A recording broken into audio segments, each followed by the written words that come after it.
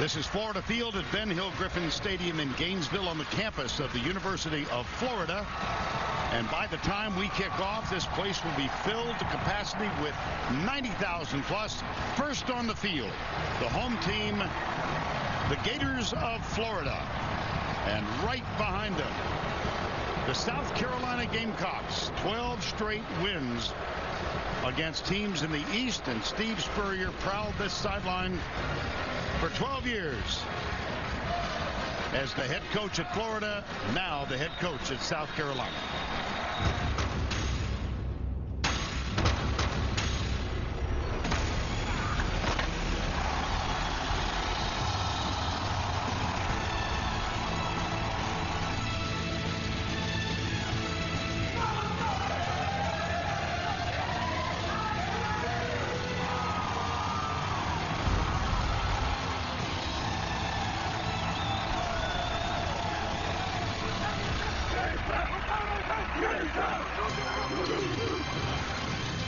Very special afternoon here in Gainesville, and we welcome you to the Home Depot SEC on CBS as South Carolina makes its every other year visit to the Swamp.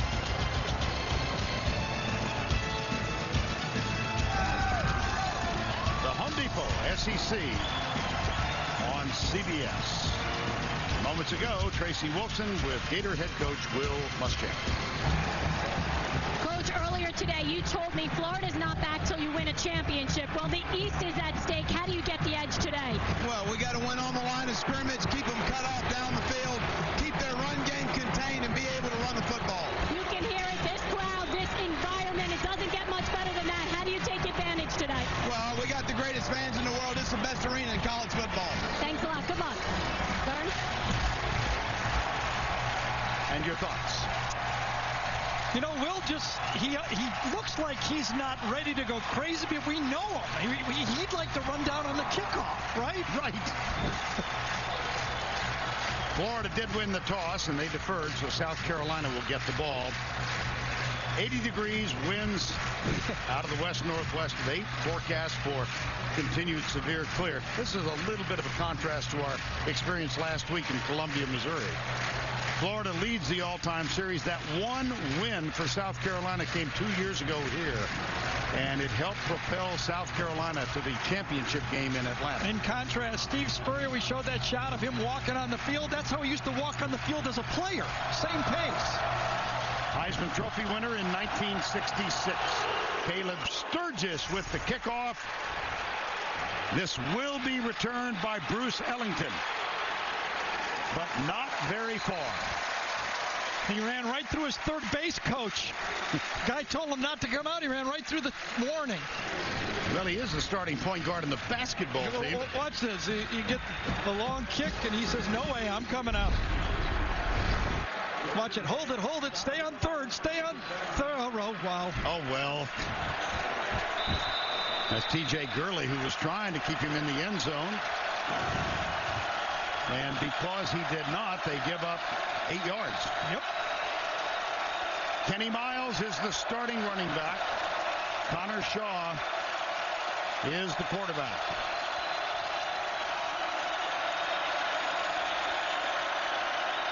Blitz. Fumble. Purifoy. The ball is still loose. Picked up. Nope, not yet. Recovered finally. It was Luchez Purifoy. Number 15 coming from the corner, and Lorente McCray has recovered. That's your job. The first thing you have to know is this guy, especially from the short hash, is he coming? And that's exactly what's happening. Nobody to block him. This time it was not a running back or an offensive tackle. Connor Shaw, and Purifoy pokes it out, thinks he's going to score, doesn't get it, and finally McCray ends up with it.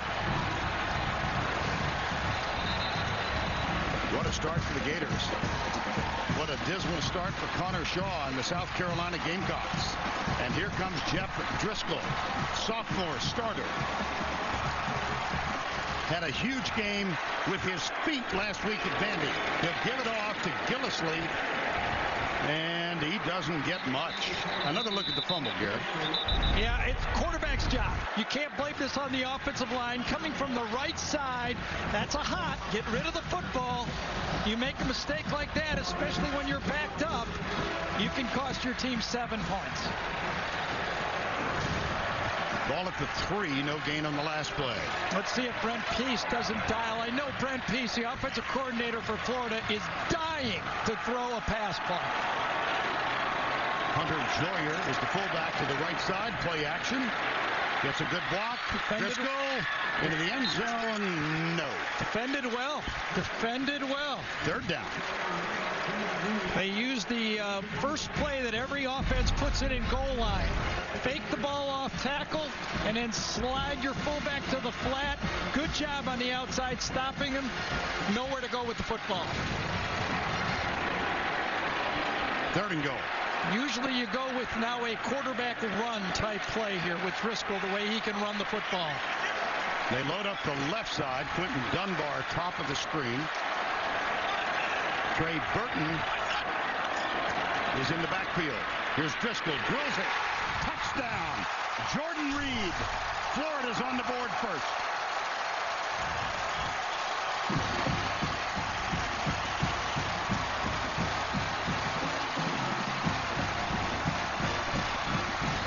There is a flag in the end zone on the far side. It might not be one, no. It might just be something that fluttered down. You can barely see it on the right side of the screen. Obviously no infraction. And Caleb Sturgis there with the extra point. Now someone has come out and picked up the hot dog wrapper. Yeah, it was just... Look at Xavier Nixon had Clowney. Everybody knew it was going to be a pass. Nixon handles what people consider the best pass rusher in college football. Nixon stones him, allows Driscoll to set in the pocket and go to the go-to guy. When Jordan Reed's in the slot, that's who they like to throw the football to. That's the type of drives you like.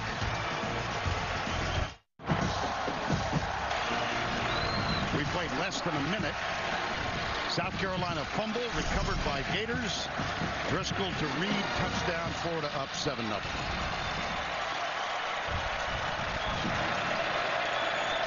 And Sturgis will kick off for the 2nd time. Unwisely, Bruce Ellington elected to bring it out from about 4 yards into the end zone. See what he has in mind here. This one's short. Oh, boy. There's Purefoy. Is there a fumble again? Yeah, I think South Carolina got it back, though.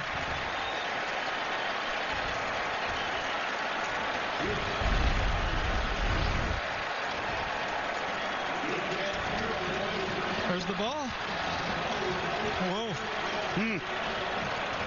Could have been double disaster. Let's look at the touchdown here. Jordan Reed is going to go right behind that receiver right there and hook. But inside, Clay Burton gets a pick. Watch the pick right there. That's what keeps that linebacker out of the way to clear the path. Shaw out of a spread, flips it out, little swing pass. Boy, oh boy, Kenny Miles gets nothing. Matt Elam, number 22,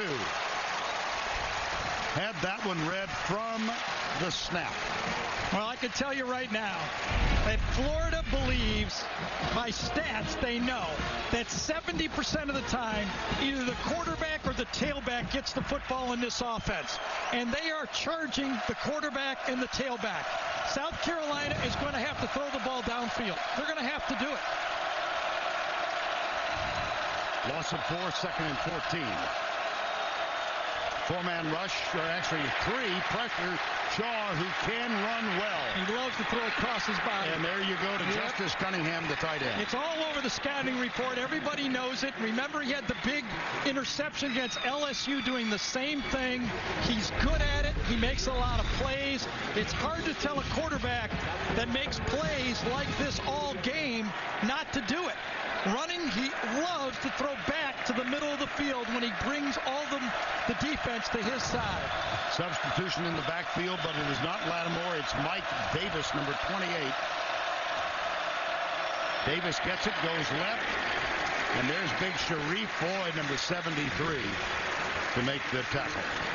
Well, Connor Shaw, the starting quarterback, has had a really nice year, but not so much last week. Made several mistakes in the game. Just under 70%, 910 yards. We saw him against Missouri miss his first pass and then hit 20 in a row. Second down, 7. High formation, play action. Goes deep, right side. Ooh, there's a foul. Going to call interference to the outside. Jalen Watkins, I think, is going to get called on it. Yes. Pass intended for Bruce Ellington. Now the officials will discuss whether the ball was catchable.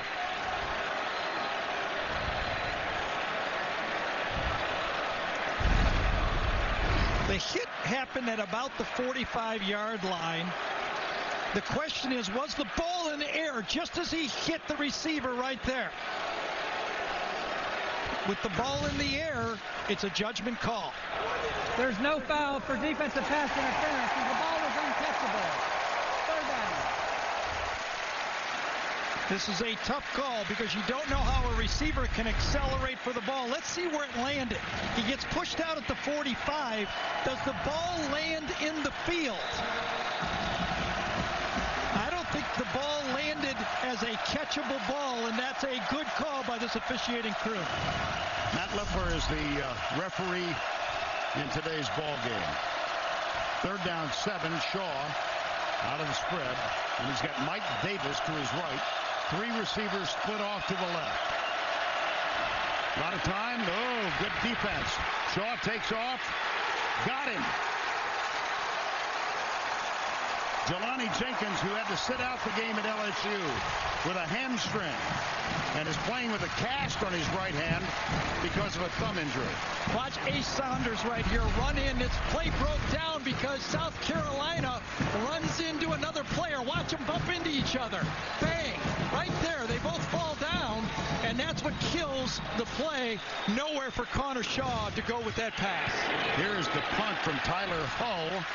And Andre DeBose runs up, quickly gets underneath, makes the fair catch call.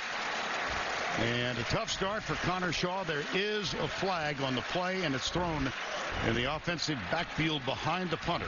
And it's not a hot dog wrapper this time. No. That's Gurley who's down. Yep. Personal foul, roughing the snapper on the defense, number 12. That's a 15-yard penalty, automatic first down. You don't see that very often. You're supposed to give the center 1 second before you hit him. Let's see what happens. The call is on Antonio Morrison, linebacker, on the special teams.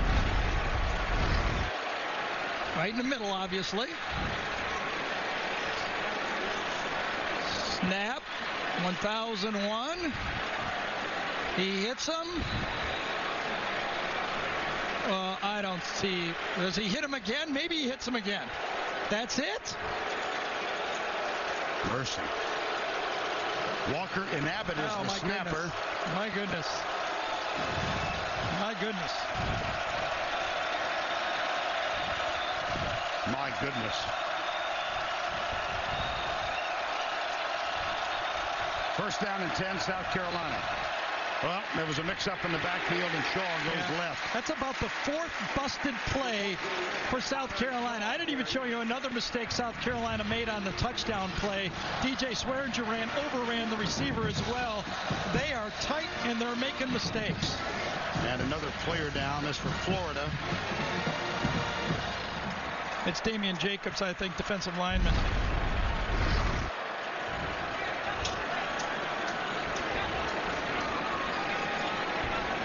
Kenny Miles and Connor Shaw were not...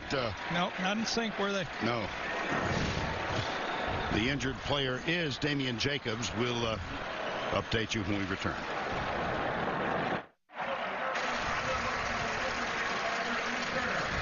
That's the injured player, Damian Jacobs, walked off with assistance, and the medical staff now tending to him.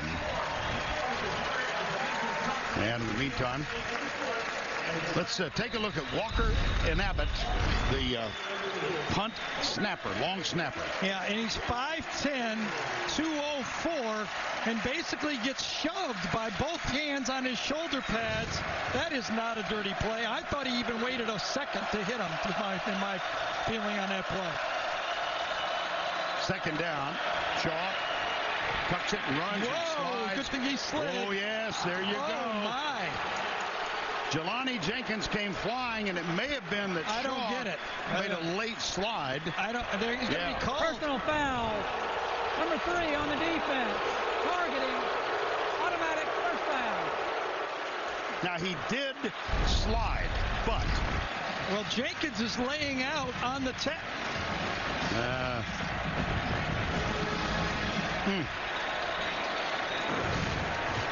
I don't think he touched him.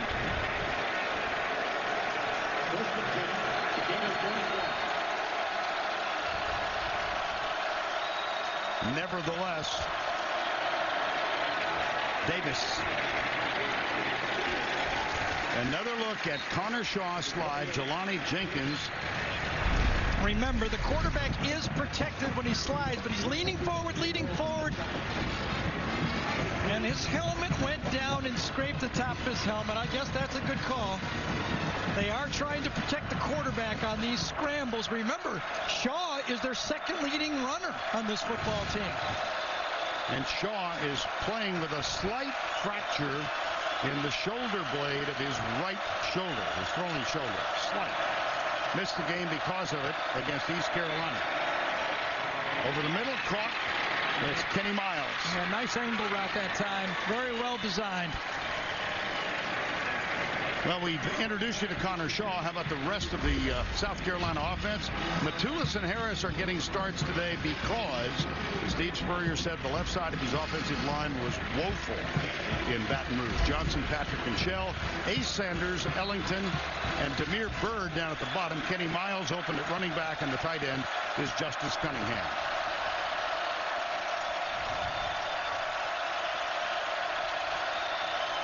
Gilchrist, the fullback, is in the game. Number 43.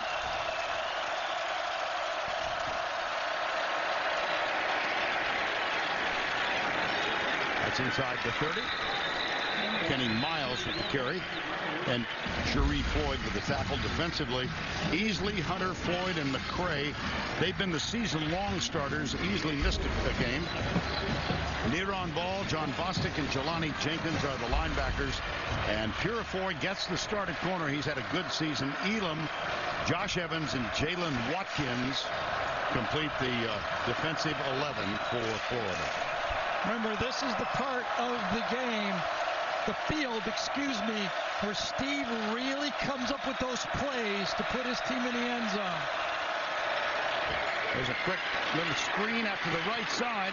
D.L. Moore gets one block, and that's all he needs as he comes near to the right side. See, this is a read. The last time you had the slot blitz or corner blitz for a fumble. This time Connor Shaw reads the blitz, gives up on the fake, and gets it to the outside. That play happened because he saw the blitz coming over the slot and made it successful.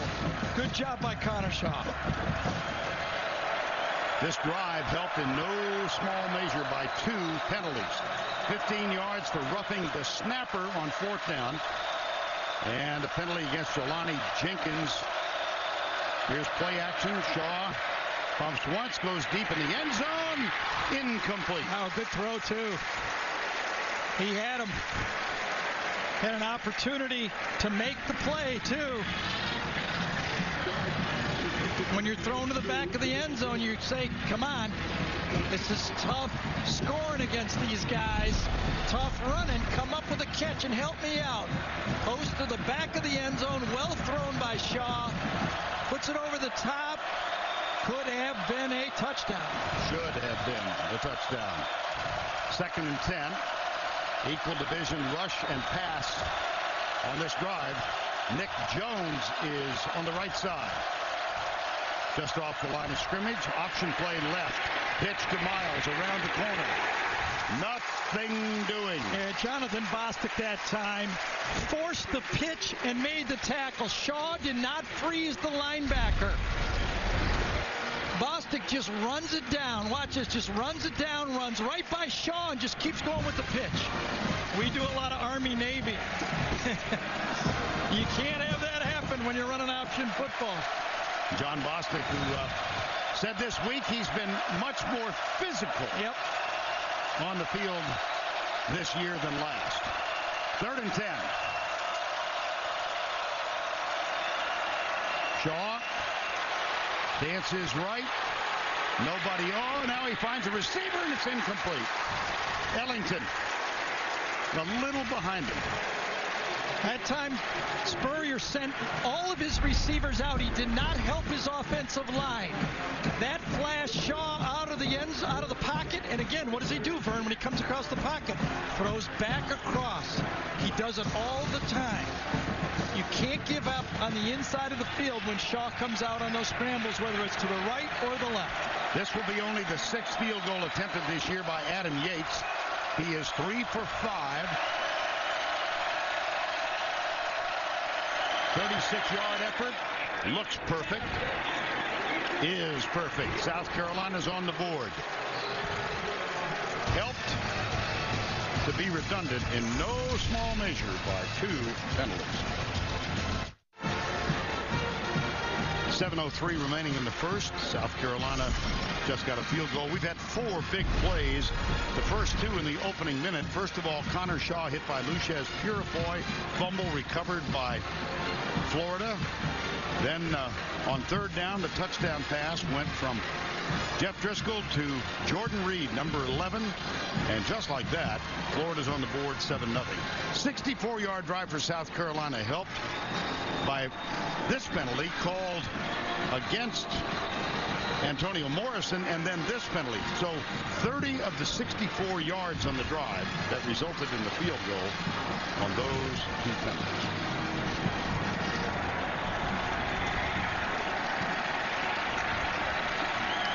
Andre DeBose is back to return the kick. And Solomon Patton is also back with him. Adam Yates will kick off.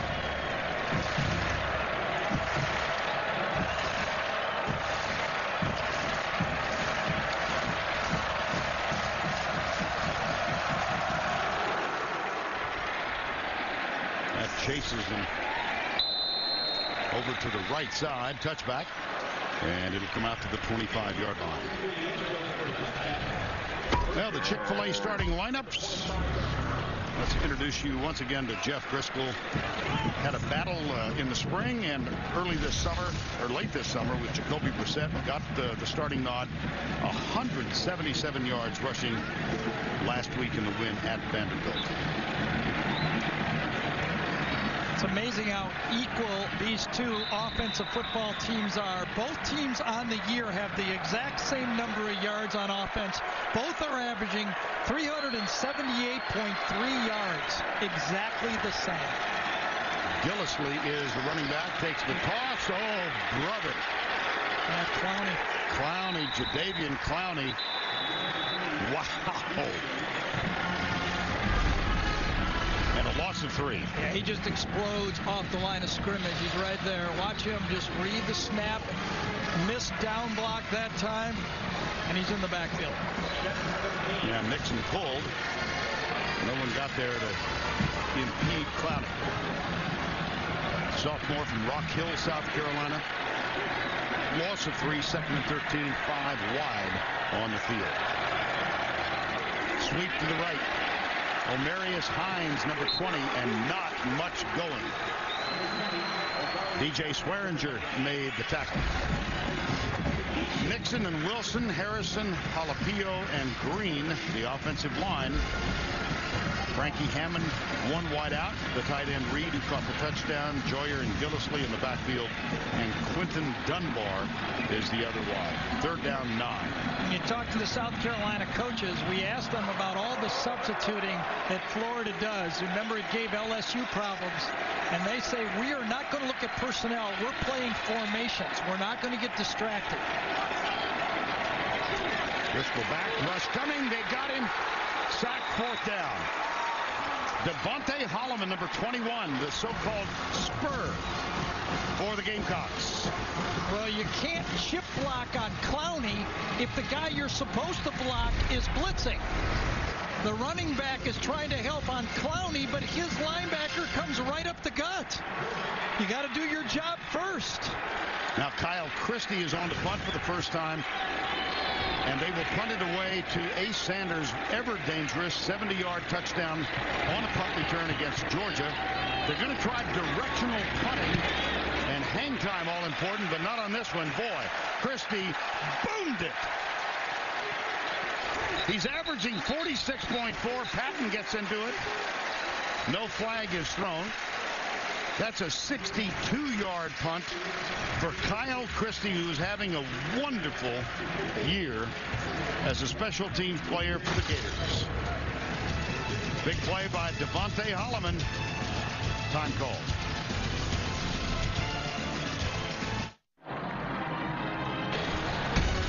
Get live score updates for all of your favorite teams with the new CBS Sportcaster app for iPhone and Android. Text SCORE to 42777 to get the free app. 7-3, a season-long 62-yard punt by Kyle Christie. And Ace Sanders had to hurry and run back to the north. You know, I do have to say on that one that Ace Sanders might have miscounted. He was only lined up 36 yards from the line of scrimmage. Usually you line up 40 to 46 yards. That's why he misjudged the punt. Ellington in the Wildcat. And he heads left and doesn't get much. So the slot receiver, Bruce Ellington, runs into Darren Kitchens. Let's take a look, Gary. With this punter, you would think he'd be lined up 46. He's actually lined up on the 46-yard line, which makes he's only 36 yards deep. That made it a 20-yard run. Had he been lined up properly, he would have easily caught that ball. 2nd down, 7. Marcus Lattimore. Well, Steve told Tracy late first quarter, and Lattimore is in there. There's a little crossing route. Almost. Oh, boy. It was the same play that Kenny Miles ran earlier, and Omar Hunter almost intercepted it. It's that little angle. Come in real quick. Get a stunt on the play, and almost an interception by the big guy.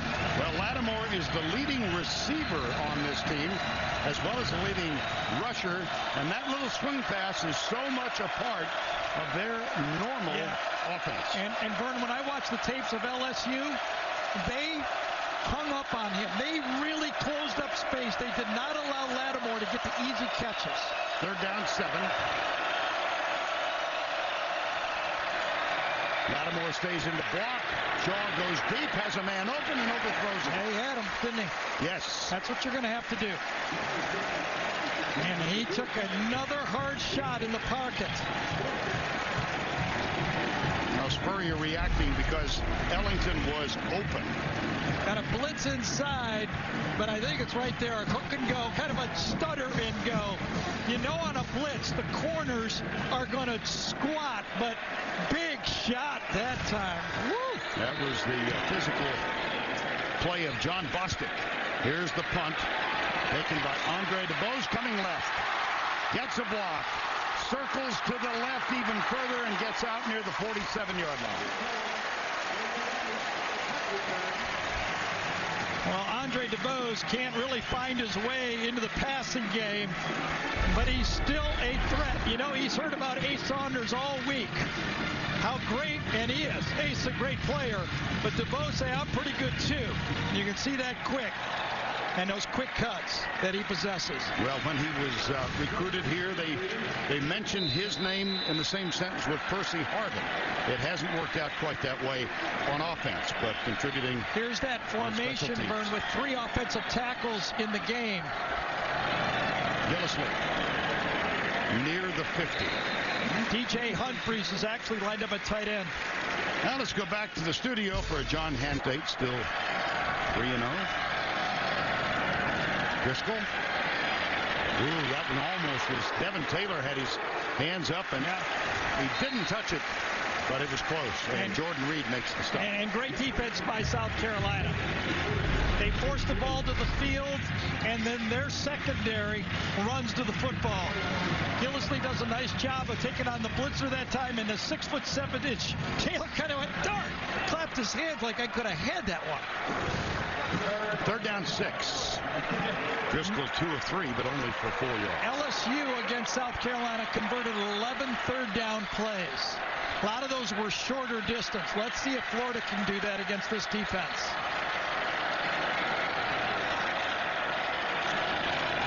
Inside Watch move. out, Clowney He loves that and move. Taylor. The 2 defensive ends who are superb college football players. You call it the I don't care what they're going to run pass rush. I'm going to go get the quarterback. But Clowney is great at coming inside after he goes wide. And that time, Xavier Nixon says, "You sure they can't let this guy go to the pros early?" That's that inside move that nobody in college football can handle. And so 4th down, and Kyle Christie, who just boomed one 62 yards. This is nice and high, but wow, no but to that. My goodness. How about Christie is just really punting is an all-conference, certainly almost an all-American level. Well, we asked Will Muschamp, what are you looking for from Christie this week against Saunders? He said, I'll just take it high and directional. I don't care about distance. Well, not only did he get it high, directional, he got it long, and he put a bite on it. You can't do anything better than that as a punter.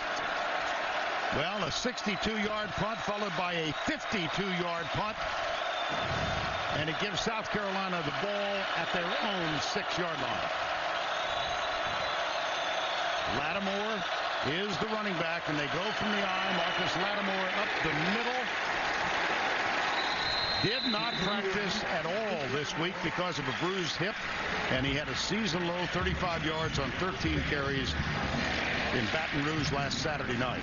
No, we didn't see Jelani Jenkins because he had the hand injury, and then what was it, his hip or hamstring or something? Yes. But he's playing today. He just took on that Lattimore that time and stuffed that play. 2nd down 9.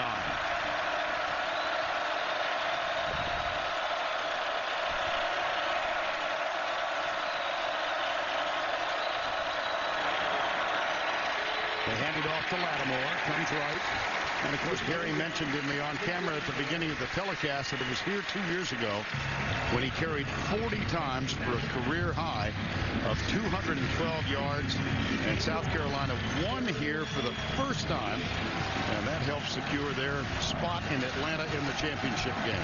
Well, remember when South Carolina had 3rd and long, their specialist, Clowney, made the play. Does Florida defensive line have that type of talent to force a play, or will Muschamp bring some type of zone blitz to help put pressure? 3rd down 8. Earl Okine is on the field defensively. Play action. Shaw goes deep left side and again overthrows Ace Sanders. You can always second guess these. Ace Sanders had one-on-one, but Justice Cunningham, the tight end, was wide open coming across the field. Nobody covered him. When you play bump and run, you force a perfect throw. And it wasn't a perfect throw. Pretty decent coverage from Jalen Watkins as well. About as good as you get. Yep. And you can do it a little better, obviously. And Tyler Hull will punt on 4th down now from 7 yards into the end zone. Andre DeBose had a 19-yard return, but he comes up and makes the fair catch at the 41. Yeah, make it the 40-yard line. 33-yard punt. I was watching Antonio Morrison. I think he counted to 4 or 5 that time before he hit the center.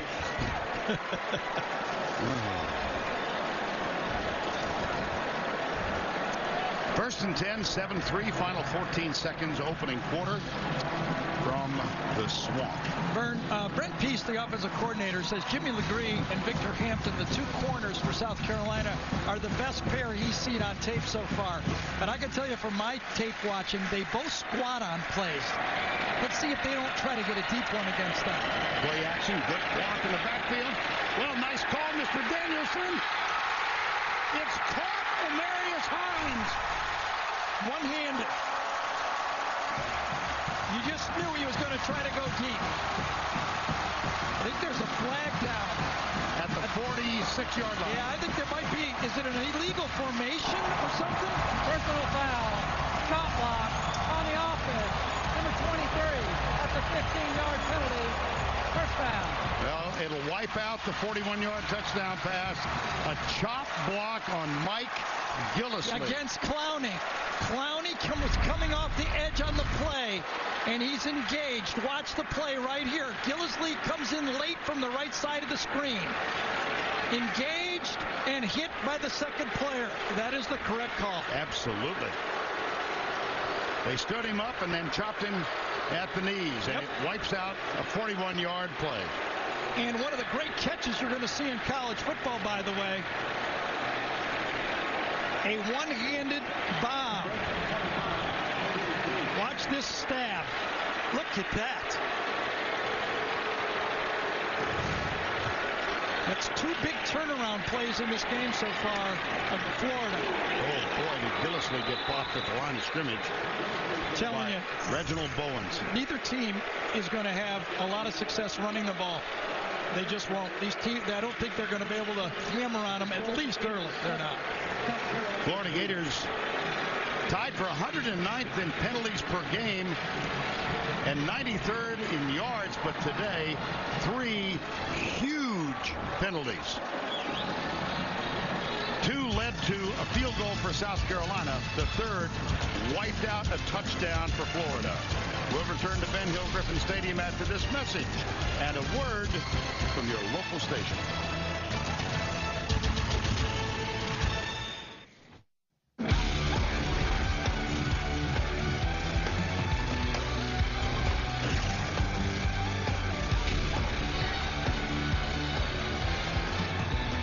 Back to Ben Hill Griffin Stadium, Gainesville, Florida. Gorgeous afternoon. We get ready for the start of the second quarter with Florida leading South Carolina 7-3. Look at this. Total of -9 yards for the Gators. 45 penalty yards. Each of those 15-yarders crucial in the first quarter of this game. Now second down and 24. Swing pass out to the right. And not going to gain much. Going to bring up third and long. Well, negative yards on the ground for both teams leads to your perspective that they need to yeah, so far in the first quarter we've had more yards in sacks than we've had yards in rushing. And that's the impact of these defensive linemen. Now, both sides know that their offensive tackles are going to struggle with what the matchup is on the outside. It's really the story of this conference. When you get in those situations when you turn loose those athletes at the line of scrimmage, no one can handle them. And that's the difference. That's what really stresses these offense and why defenses are dominating this conference. Third down, 27. Out of the spread. They'll just run Gillislee up the middle and punt it away. And that's what they'll do. Call on Kyle Christie, who has been superb the first 2 times he's been on the field today.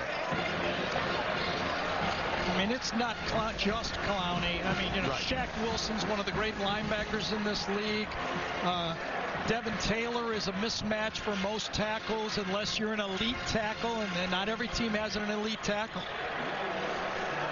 Here's Ace Sanders averaging 17.4 per return this year. And Christie with his third punt of the game. And a fake punt against Vanderbilt that turned out well. But they show it, but they don't do it. Good job. Oh, boy. Another beauty.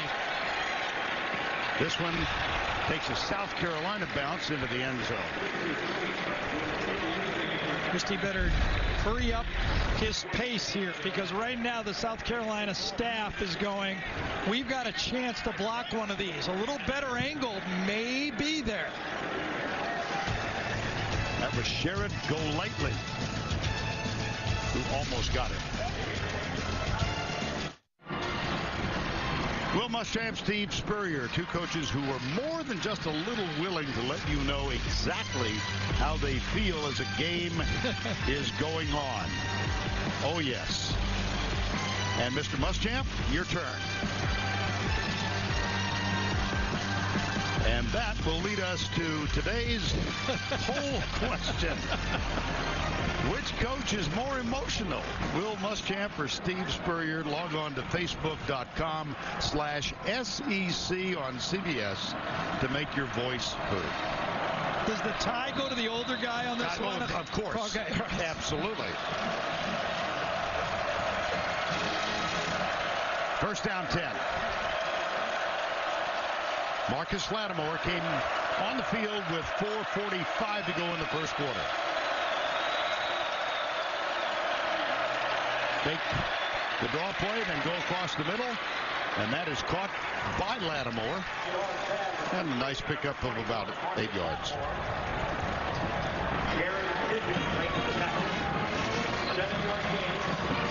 Incompletions this season. Connor Shaw in the first 5 games, a total of 18. Remember, he had 1 incomplete in the first game, in the game they played against Missouri, and then not so good recently. Second down. Shaw has missed his last 5 and has overthrown one receiver. Ellington was wide open. This one, good block out of the corner on Jalen Watkins. That was Nick Jones who got the block. And let's go back to New York once again. Here is... Had to go to the hospital. No word yet on his steps. Back to you. No, that's not good news. First down and 10. Vern, Connor Shaw already has more pass attempts in this game than in 2 full games this year. And a running play as Lattimore gets loose and picks up another first down. That's a gain of 11. You're kind of seeing the signature of a Steve Spurrier called football game now. The check down pass on first down to start the drive. The draw play once the passing game gets going. When you get Lattimore with the draw play, they've got about really 3 go-to plays, and the draw is a big one for South Carolina. A.J. Cann, who did not start this game at left guard, is on the field and made the block. Freed Lattimore on that one. It's first down and 10 again. Here's Shaw. Pulls up. Nobody downfield is open, so he will run. Nice run.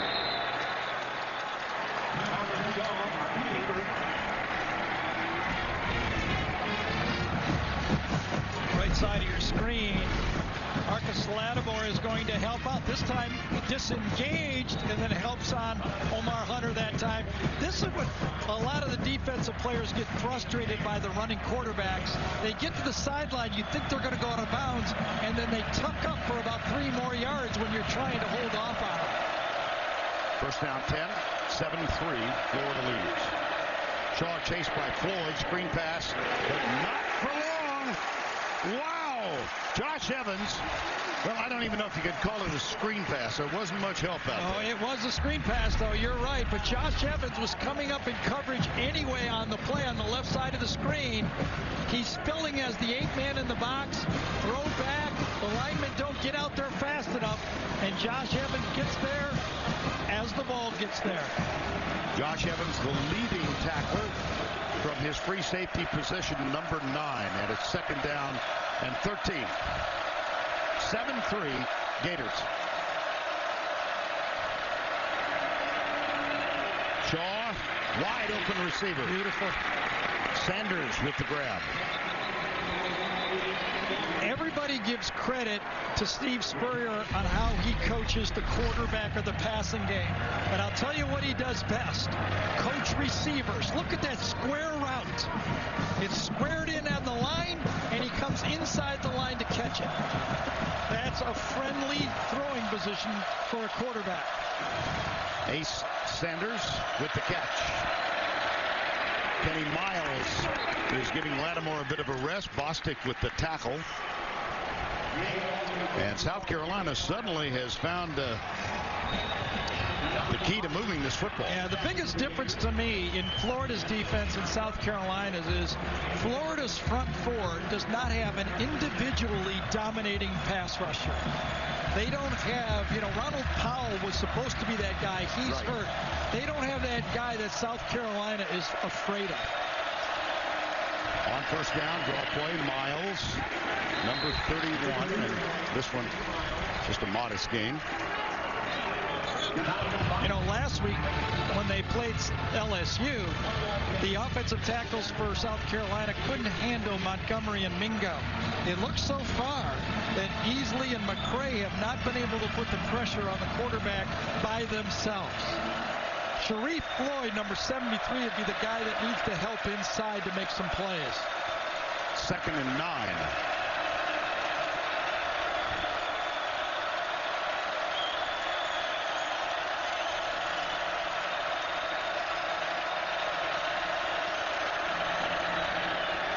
Shaw comes near side. That's caught, and Earl, is it legal catch? No. Right at the end. Yes. Bruce Ellington. I think Deontay Saunders knocked that ball loose. It would have been a catch. Watch Saunders come. That ball's caught and poked away from behind that time. Wonderful play by Deontay. Incomplete. Yeah, Ellington, who's the point guard, got his pocket picked on that one. Get you ready for Raftery pretty soon. Yeah, I talked to him last night. Okay, so basketball season is well underway. Practice, that is. Strange here. Looks like Florida's outflanked to the outside here. Option again on third down. Jelani Jenkins was there to cut down Connor Shaw. And you see an exasperated head ball coach. Yeah, I wonder if they're going to punt or a long field goal here. Well, the field goal kicker's long for the year, 38 yards. This will be 45-ish. Yeah, let's see what they decide. They're going to give him a chance. Adam Yates. Now 4 of 6 for the season. 45 yards. This would be his longest of the year. Blocked. Sharif Floyd got a hand up. Well, we asked Sharif Floyd to make a play on the pass rush. Well, he made one, but it was the field goal. And that brings back bad memories to Steve Spurrier, 2006, when he had an opportunity to knock off a Gator team that eventually won the national championship. You see Floyd come inside and knock that thing down. Well, on that occasion, that game that Gary and I and Tracy were privileged to do, it was Jarvis Moss who, on the last play of the game, blocked the punt at the field goal. This one, Sharif Floyd, it's still 7-3. Gary, you noticed something as the play unfolded regarding the blocked field goal. Usually a blocked field goal goes back to the point of the kick, but in this case, it's blocked. And watch DJ Durkin, the special team coach, to the right side of the screen. Right there, he's going, get away, get away. Will Muschamp saying, get away, get away. But number 91, Earl Okine, goes up and picks up the ball, almost fumbling it because there was a South Carolina player right next to the football. And that's a return. They get it at the 10. It's an 18-yard difference. Draw play. Gillisley. And Earl Okine had a chance to chat with his head coach after the play. Everybody on the field was out there going, poison, poison, stay away from it, stay away from it. And see, I think Will was a little more aggressive with Earl than he was with Tracy there. Just a little bit more. Okine had a block last week on a field goal, and under Muschamp, that's 8 block kicks in 20 games. But he won't forget that one. No, he That'll will be not. A rule he'll remember. Yes. From now on. Driscoll looks for a little blocking help on the edge and doesn't get much. Clowney is dominating this football game. Yes. Just dominating the game. Florida is still looking for its first down. Right. For 7, end of the line. Nobody even tries to block them. They're probably one of those finesse option plays. And that's one of the reasons why that play does not work in the NFL, because we got to be honest here. In baseball, hockey, basketball, this guy would already be playing in the pros. He's forced to play 3 years in college. He's better than everybody. They're down 4. Driscoll. Oh my gracious. That'll scare everybody. Victor Hampton had 6 on his mind. Well, last week it was Jimmy LeGray that took an interception down to the 1-yard line. This time, Victor Hampton had an opportunity to turn the game around. And how big was that play by O'Kine to get that ball where Florida did not feel good about their offense? South Carolina doing a good job of staying in this football game. Kyle Christie on to punt. Ace Sanders at his own 40-yard line. Remember last time Golightly, if he went a little faster, he would have go faster, Golightly. Yep. Here's Christie. Good direction. Sanders drifting back, has it at the 30-yard line. And a fumble, ball's out. Scramble, who got it? Florida got it.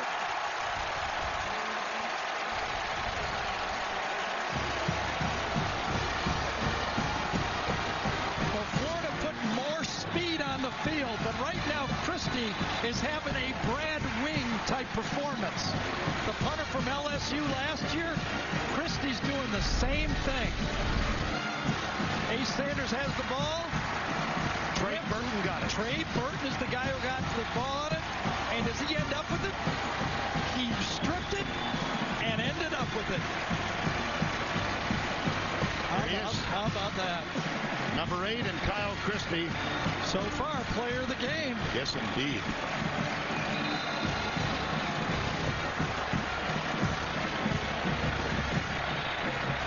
First down 10. Second turnover now for South Carolina. Driscoll shakes one tackle and then is hit right in the middle by Reginald Bowens, number 47. Florida is trying to do everything they can to affect number 7 on defense, Jadeveon Clowney. They're running options at him. They're chipping him. They're putting a tight end to his side. So far, it's having no effect. Remember, he came out big after last week's game against LSU and said some of our guys didn't play with enough intensity. Well, he's not just talking, he's showing it. High formation on second down and 8. Gillislee hit as he turns. He's hit in the back. Stop was made by DJ Swearinger. Well, we were here a couple of weeks ago for Florida LSU, and Gillislee ran so effectively in that game, career high, and that's when Florida ran the ball the last 25 plays of the game. Now Gillislee will get a rest. It's third down and 4. And remember, they were sacked 5 times in the first half by LSU. You can see they have problems with the pass rush. Driscoll will go out to the left, and Burton. Wildcat, yep. Wildcat. Joyer alongside. That's Driscoll top of the screen. Solomon Patton. And Trey Burton keeps it first down.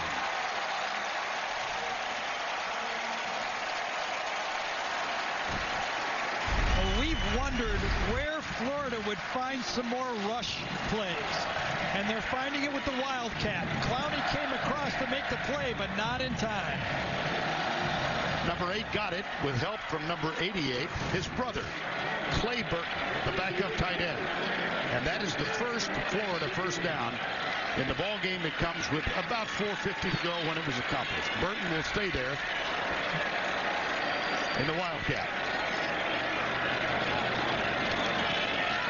This time, works his football inside the 15.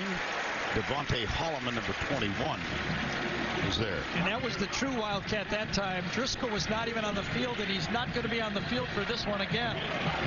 The Wildcat has been good to Florida. They used it against Tennessee. Remember that long run? And it was effective last week against Vanderbilt.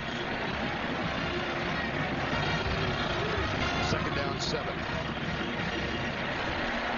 Quentin Dunbar is the wide man, top of the screen. And Rafael Andrade, number 86, is also on the field. Wow. Shovel pass, yep. Yeah, it was. It was intended for Jordan Reed. South Carolina might have had an idea that was coming. Well, he ran it right into a blitz that time, and Devontae Holloman, who plays that spur spot, a hybrid linebacker strong safety, was pursuing. He probably had him in man coverage anyway. Red zone totals of Verizon Red Zone stats, 12 of 21 touchdowns. Well, here it is. It's the I don't care what you do, I'm going to pass rush number 7 and number 98. See if they handle it. 3rd and 6. Got it. Quentin Dunbar loose into the end zone. Touchdown, Florida. Well, sometimes Clowney gets you, and this time Xavier Nixon did just enough to allow for the throw. He's done it twice on 2 touchdown passes. He's got the matchup. He knows he's got him. He stuffs him, keeps him to the outside, and if you stayed with Nixon, he started clapping like, okay, I got through that one. And Dunbar gets loose to make the play. Extra point from Caleb Sturgis, up and good. A little bit too much space here in the secondary when you're this close to the goal line. Remember, it was 3rd 6. That's a 10-yard cushion. And Driscoll went with the right guy. 3rd and 6, 10 yards, just enough. Good throw and poor tackling. Devontae Holloman is the man who missed the tackle. So 2 fumble recoveries by the Gators have led to the 2 touchdowns by Florida. Will Muschamp? Yeah. 14-3. Back in Gainesville, Florida, where the Gators have increased their lead over South Carolina 14-3. And they've gotten a lot of help of number 8, Trey Burton, who forced the fumble from Ace Sanders and then recovered the football. And out of the Wildcat, it was Burton, number 8. Ran to the right, got some help from his brother, Clay Burton. That set up the touchdown pass. Yeah, and Brent Peace has been talking about his receivers. I go, do you believe in them? And he says, you know, they've improved a lot. They've come from a spread. They're not used to running the type of intricate routes that I demand, but they're getting better every week.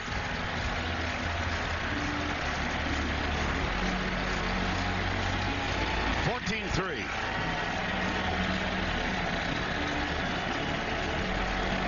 Remember, this is a very big sequence for South Carolina because Florida gets the ball to start the second half. They cannot do a 3-and-out right now. Demir Bird is the deep man. And a kick from Sturgis. Bird 2 yards into the end zone. Players are going to have to adjust. It's on the field again. Patton picked up. In for the touchdown. No, his knee was down, Vern. Okay. Chris Johnson. These players are going to have to adjust to these high pooch kicks. Remember, the kickoff teams are 5 yards closer. The ball's in the air longer. They should just take the ball in the 25.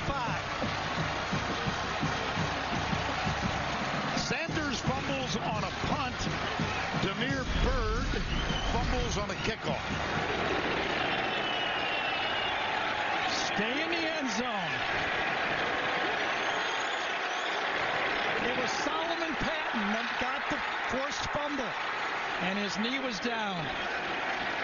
Now, was the ball across the line when no, that was a good call. The ball's in the half-yard line. This is the second drive, and boy, is that official in the right spot. How about that guy? The ball's quickly changed directions, but the official was right there. Gillisley. I don't think so. I don't either. Nope, short of the end zone. Reginald Bowens. My gracious. On the opening possession of the ball game, Connor Shaw fumbled, recovered at the 3. That led to a touchdown pass. I tell you, the ball switched hands, but look at this official. His eyes are right down that line. I'll tell you, perfect job. There's Chris Johnson, who picked it up after Patton forced it. And now second down and goal. Play action. Driscoll deep in the end zone. Jordan Reed touchdown, Florida. They have had drives of 3 yards, 29 yards, and 1 yard, and each touchdown has been after a South Carolina fumble. South says it.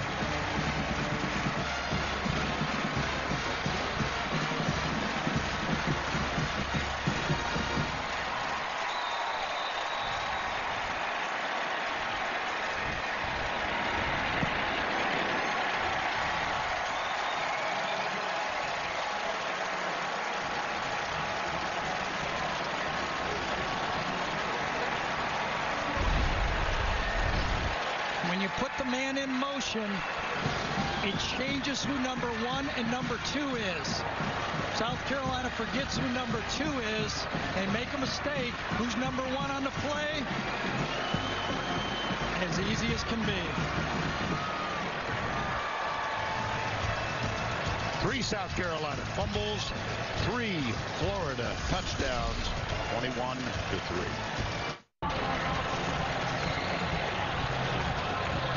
All right, Tim, thank you. 21-3, and the latest touchdown began with the latest South Carolina fumble. Well, Vern, right before the kickoff, I said South Carolina can't afford a 3 and out. They can't afford a 0 and out either. They didn't even run a play.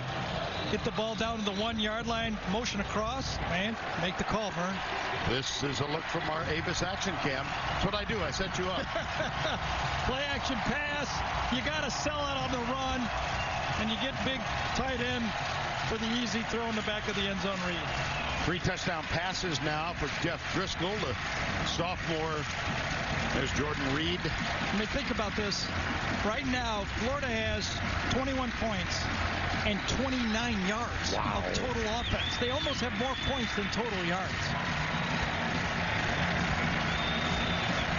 15-yard passing, 3 touchdown passes. Sturgis will kick off. 2 touchdowns within 58 seconds. We have 2:02 to go in the first half. Yeah, this time he'll take a knee. Yeah. Just keep hitting me in the head. And finally, the pain will cause me to take a knee and bring it out to the 25. Coming up, the Geico halftime report. We'll go back to our studios with Tim Brando, Archie Manning, and Spencer Tillman. Scores and highlights from around the country here in the middle of the 2012 college football season. Well, what does Spurrier do? Does he say, I need at least some points before halftime and risk the pass? Or does he play it safe? He's got 3 timeouts. I think he's got to try to move in for a field goal at least. Here's Shaw on first down.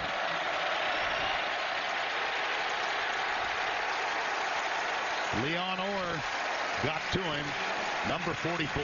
And that was a coverage sack that time. Yes. Decent pass protection, nowhere to go with the football. A lot of times Florida plays man-to-man coverage, but this time they were in a zone. Loss of 3, 2nd and 13. Tried to find a Lattimore out on the right side, and that's incomplete. Brings up 3rd down.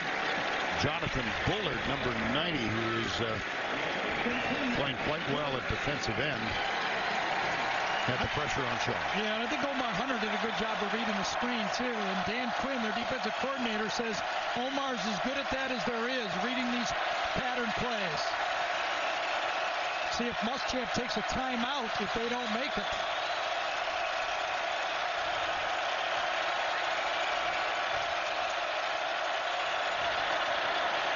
Quarterback draw. Connor Shaw cut. You got to take a timeout, and he does. Yes, he does. So the Gators stop the clock with 1:22 to go, and that will be the first timeout used by Florida.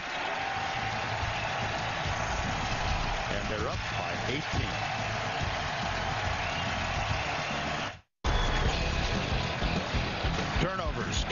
Turnovers, 3 of them, Gary. There's the first, a fumble picked up at the 3-yard line. This is Ace Sanders on a punt return. That led to a touchdown.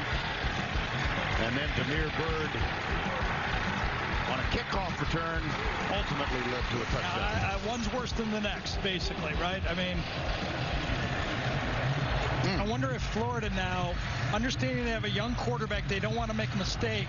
Do they go for the block here and try to make it happen on this side of the field? Well, they have blocked the field goal already. Here's Tyler Hull. Nope. Turn.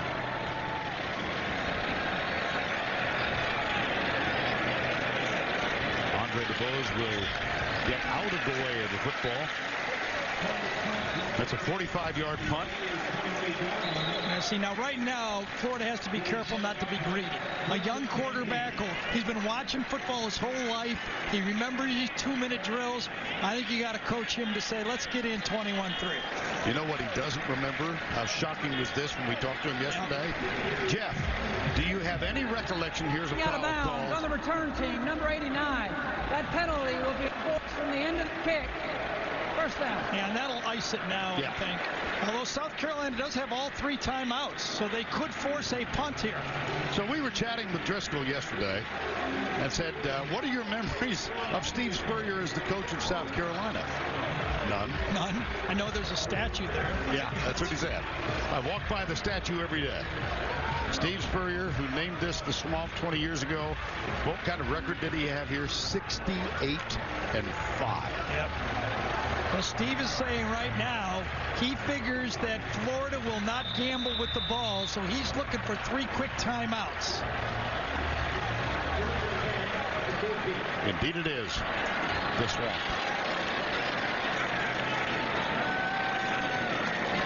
Gillislee.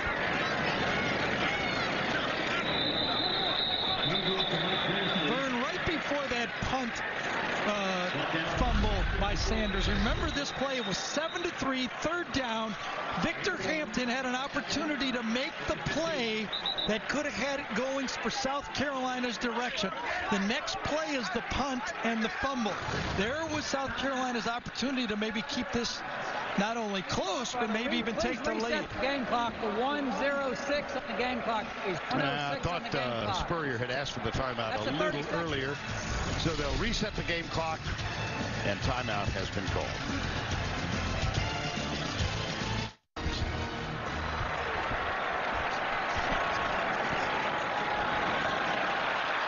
Got him. Now will they play? It's Clowney again. Another sack and a timeout called. That's Clowney's 3rd sack in the ball game. Florida knew that they were going to have a first down to get out of the half. They tried to run a play action pass, but again, Clowney this time goes right behind Jordan Reed for another negative play. Time call.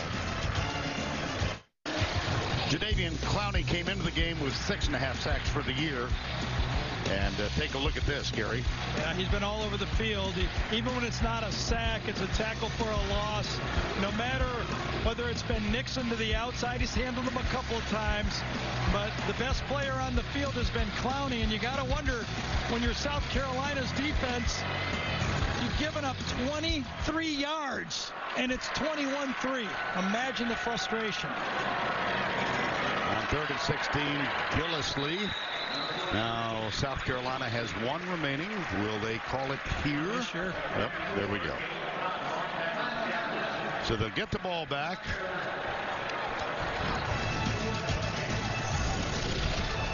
And we're going to pay some bills.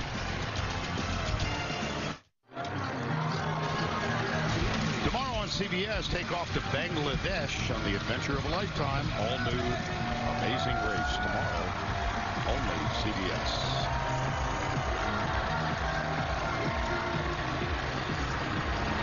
4th and 16. Kyle Christie. Ace Sanders is back. Well, do you go for the block? Remember, they were close on that one to return with Sanders. See what Go Lightly is. Right side. Yep. He's going to go for it. Yes, he is. Here he comes. Oh, boy. Christie gets it away. Oh, my goodness. What a beautiful punt. Fair catch. Now they went for it. Yep. Another average punt for Kyle Christie, 50 yards. And you got to know they told Christie to pick it up here. The worst thing that can happen is a block punt. So he probably picked up his pace, maybe a half a step, got it, and boomed it. So far, he's going to get the player of the game. He's going to get my vote.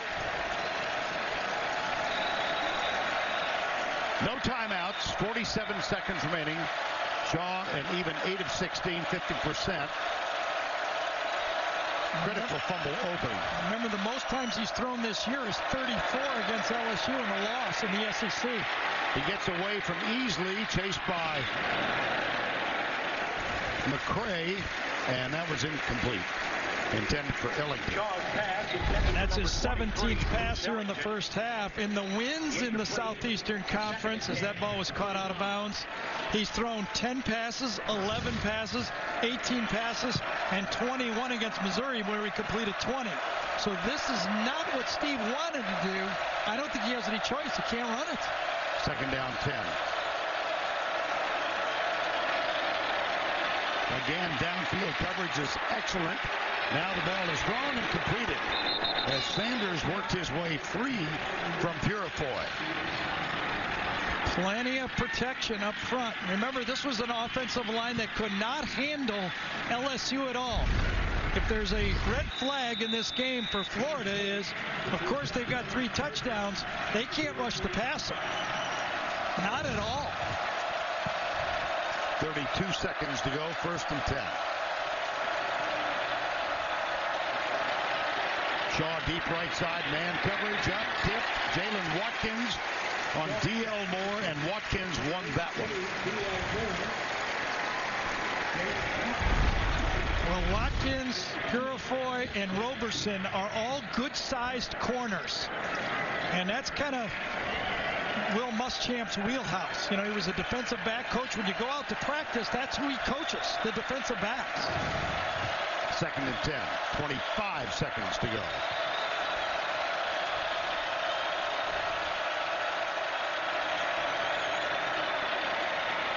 Shaw tucks it. No timeouts remaining, and he does stop the clock. John Bostic chased him out of bounds. And that was a big yard for out of bounds that you called, Vern, because if he stays in bounds, they're pretty much only going to have one more play in the half. Now I think they have 2. Watch the last little effort to get outside of Bostic, skips forward and gets out of bounds. Good play by Connor Shaw. 3rd and 4, 17 seconds to go. Kenny Miles is the running back. He goes out on a pass pattern. Shaw deep, intercepted. Picked off by Jelani Jenkins. With the cast. How do you do that? Check the cast out on Jenkins and the catch. And there's a flag down on the far side of the field. On the defense, number 34. That's a 5-yard penalty. First down. Laurenti McCray was lined up off sides. I guess. Look at this catch by Jelani Jenkins with a cast on. Boy, I tell you, there's receivers that don't catch him that much. Oh, man. He's got to be leading in our poll now, don't you think? I think so.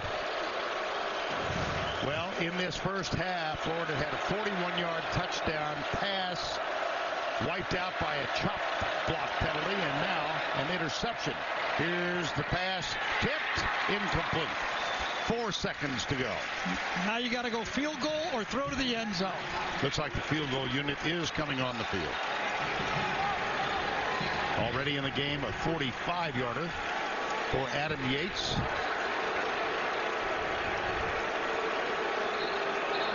He's 2 for 2 so far. This will test. No, he had one blocked. That's right. That's right. 1 for 2. 51.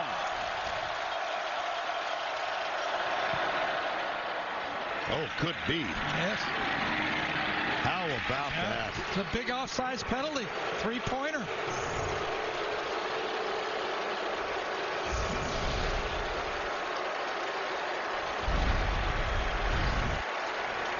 21 yards. Adam Yates.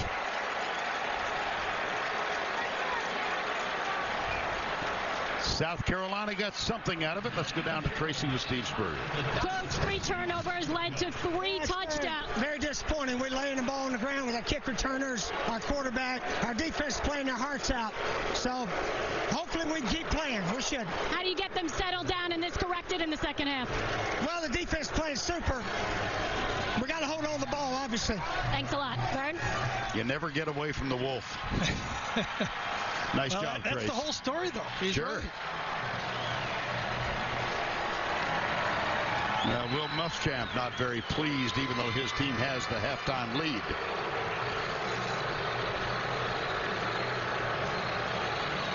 Well, Makes he it was a walking two-possession off. game instead of a one-possession game.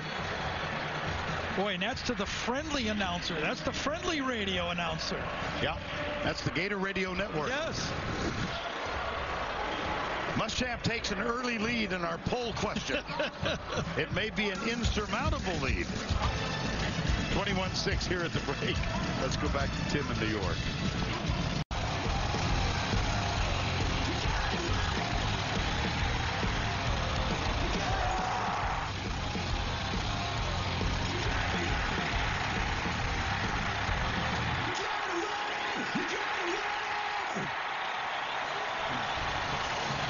And we welcome you back to the Swamp in Gainesville, Florida, where the Gators lead South Carolina 21-6 in this critical SEC East encounter.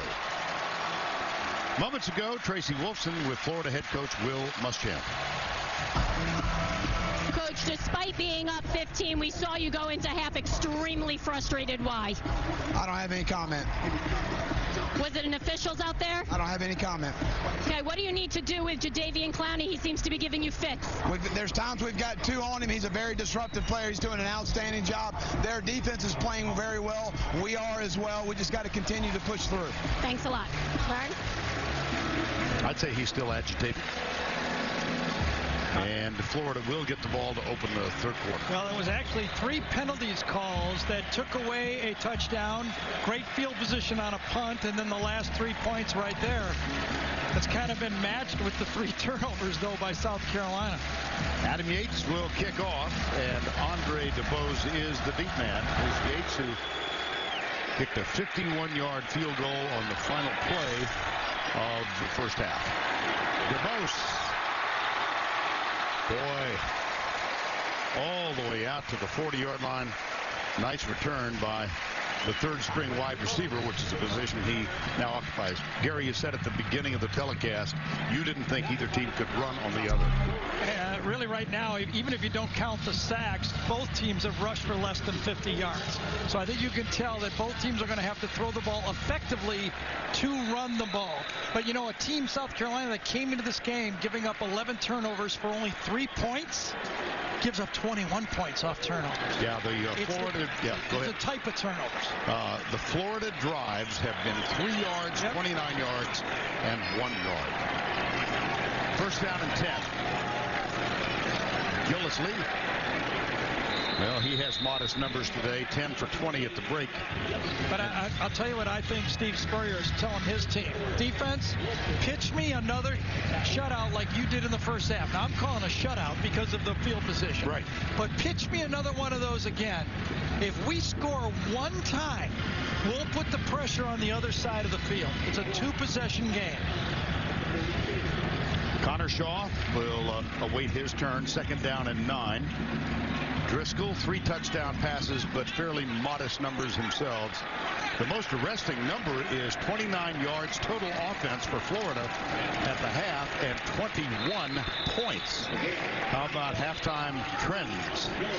Well, we don't need any graphics to know that nothing's pretty here. Even though the 3 touchdown passes, 15 yards passing.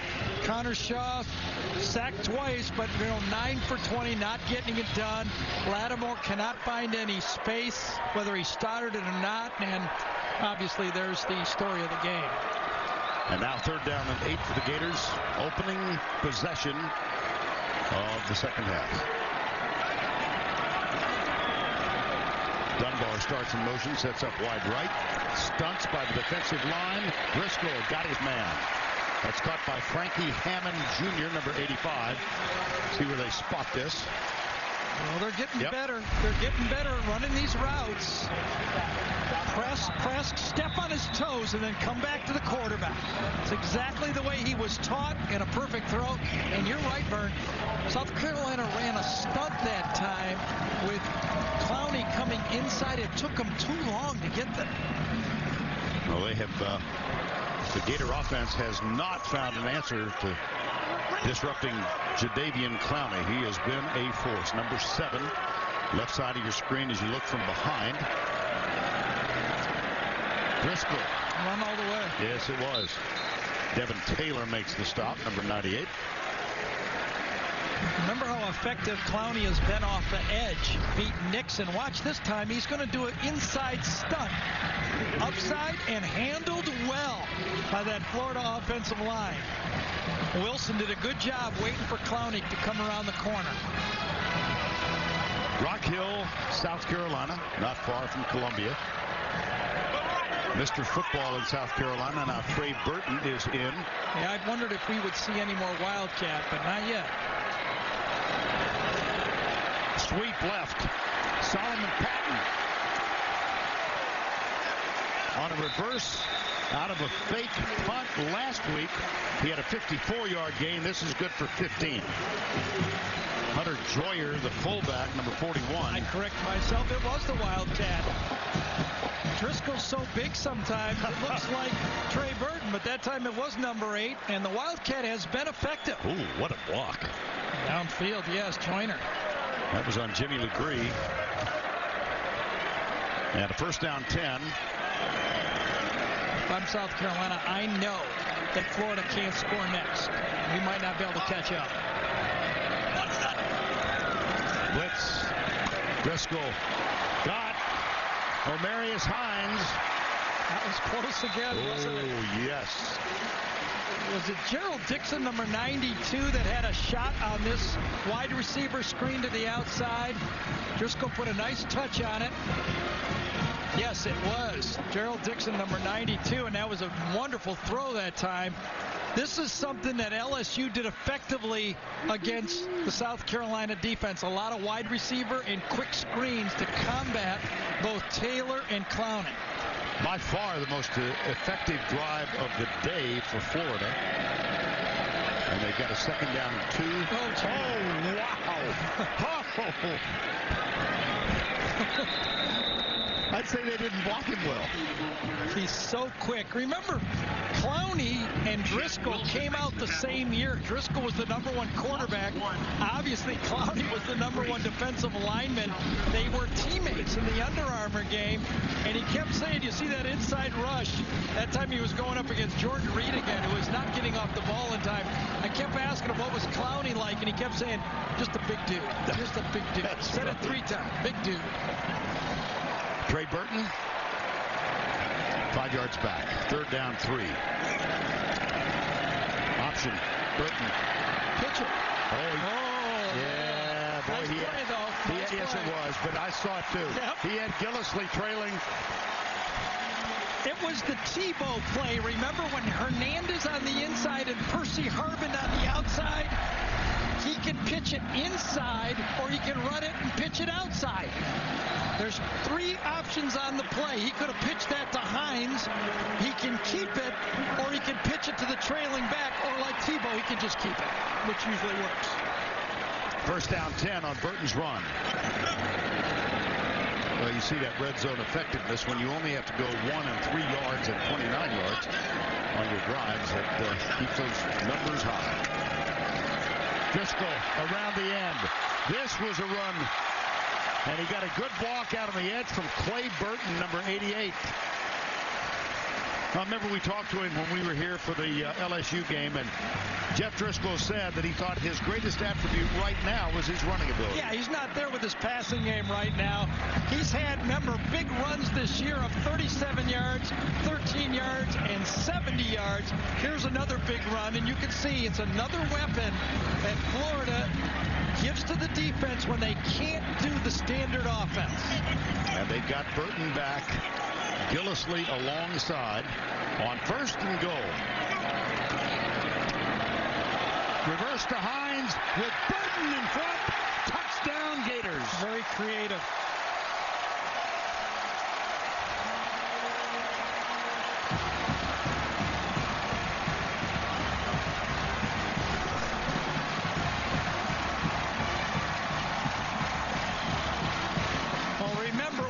Steve Spurrier was patting his defense on the back.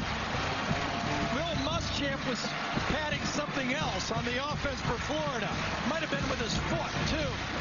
Like, get it in gear. Caleb Sturgis for the extra point.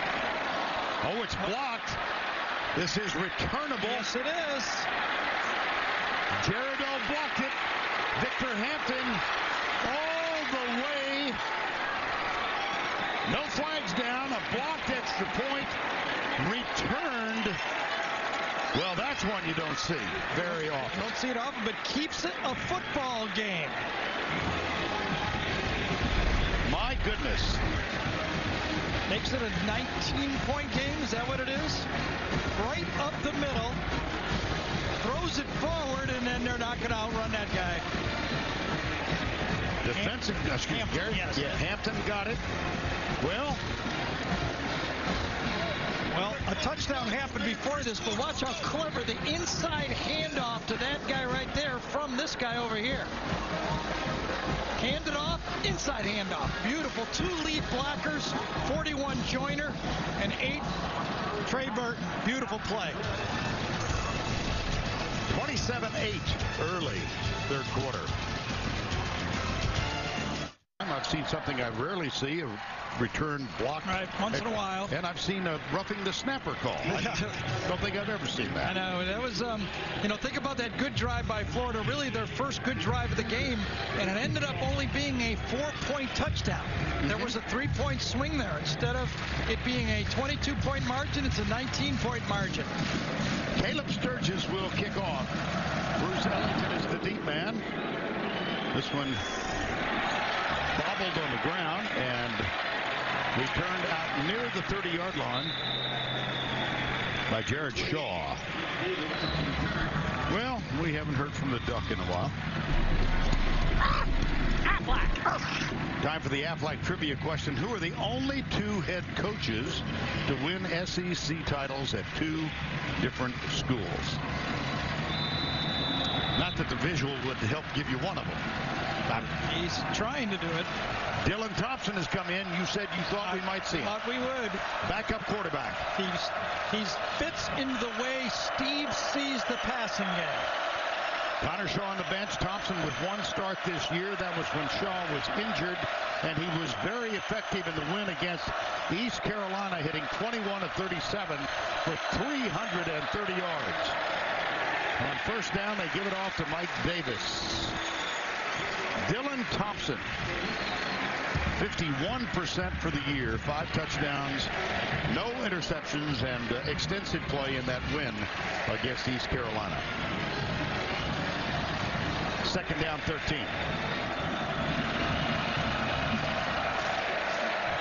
Lattimore did not start, came in late first quarter. Here's Thompson. Fires it deep, overthrows Ellington, his intended receiver, Bruce Ellington, and on the sidelines, Connor Shaw. Well, it's not like when you play for Steve Spurrier, you're surprised if you get benched. I mean, it's people in this, all 90,000 here have seen it before, right? Florida quarterbacks, it's a revolving gate. You got to earn your playing time. He was not happy with the way Shaw either chose his receivers or threw the ball, especially after last week's game. Yeah, he was not happy with Shaw's performance against LSU. 3rd and 13. Stunt defensively. Dylan Thompson rolls out in trouble, and South easily got him.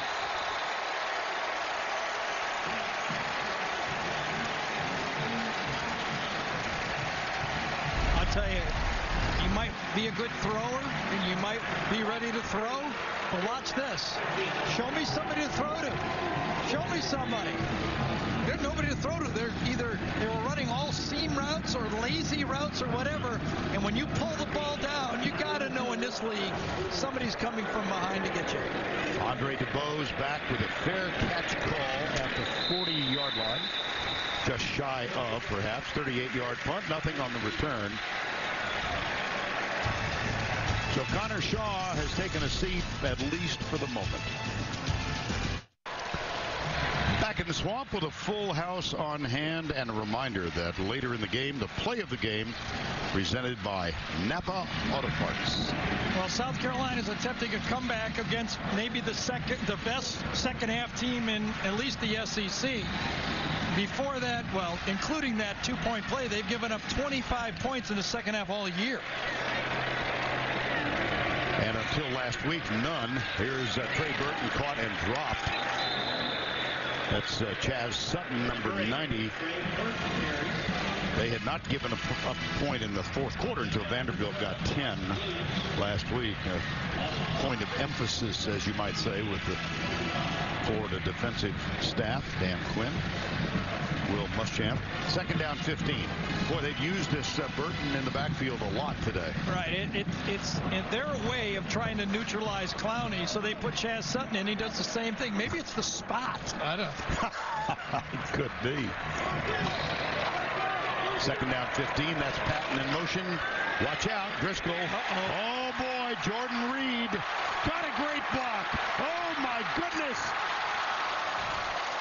What a downfield block Jordan Reed received from James Wilson. How clever was this play? Invite them all in. Jordan Reed just kind of snuck behind that offensive line who let everybody in. Jordan Reed's right there. He's going to take one step and then peel right behind the offensive line. Let them all in. One step out, come back. Oh, my, look at this.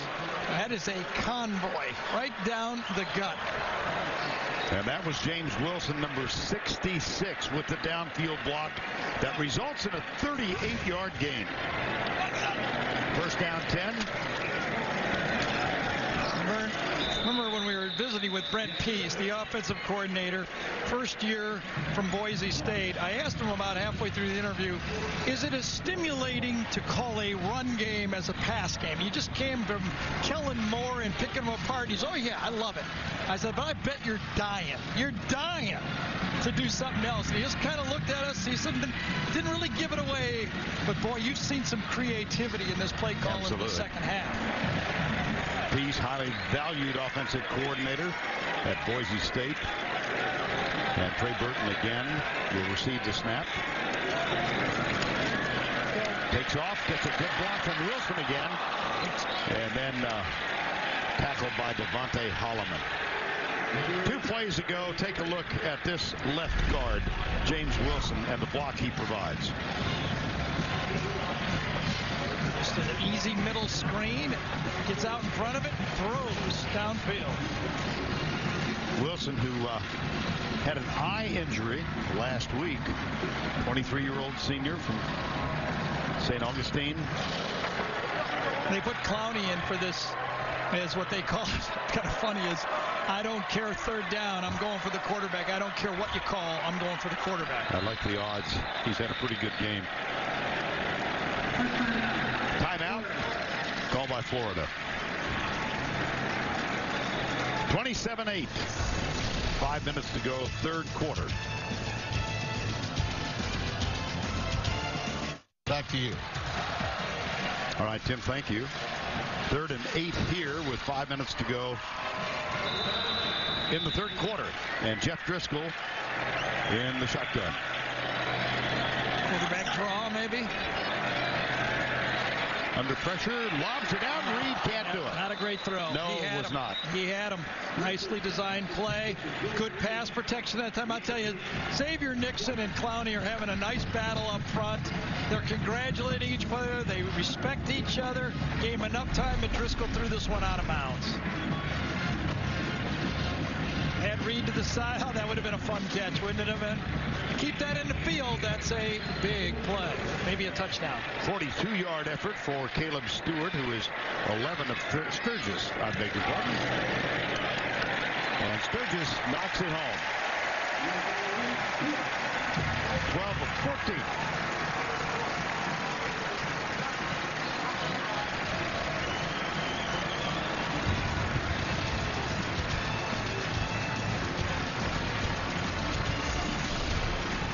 Sometimes words are just superfluous.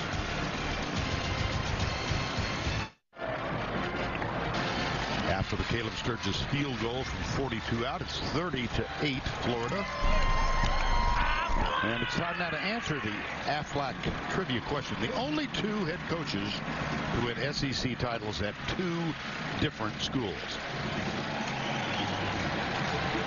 Bear Bryant and Nick Saban. And Steve's got a shot to do it. Yeah. Because he's got the one at Florida.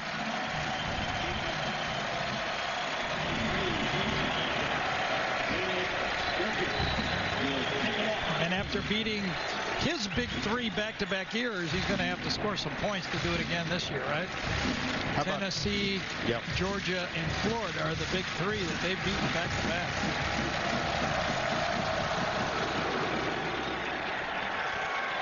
Ellington from the one.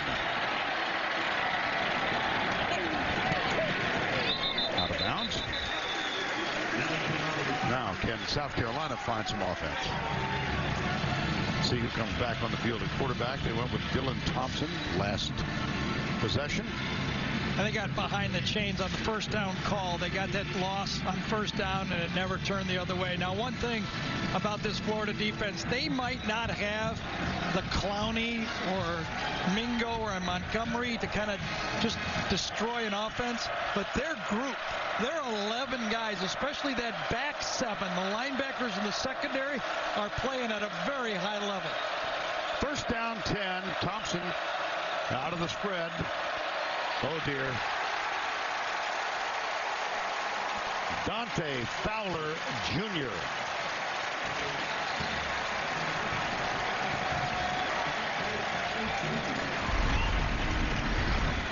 Well, Fowler is one of the guys, a young football player who they believe is going to be a great one when he learns how to do it.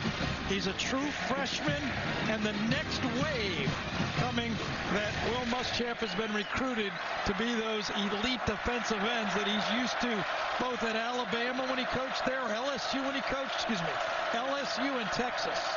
Did not mean Alabama. Dotson, middle screen. Lattimore. Helmet off. Oh, boy. New rule. Somebody's going to have to sit for a play.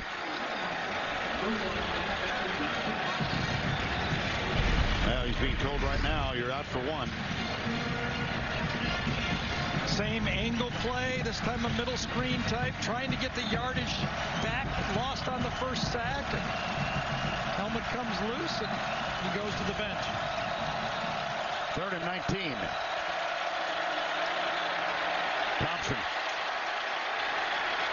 throws it away. Well, no. He was trying to throw I thought he was too. The ball just drifted on him.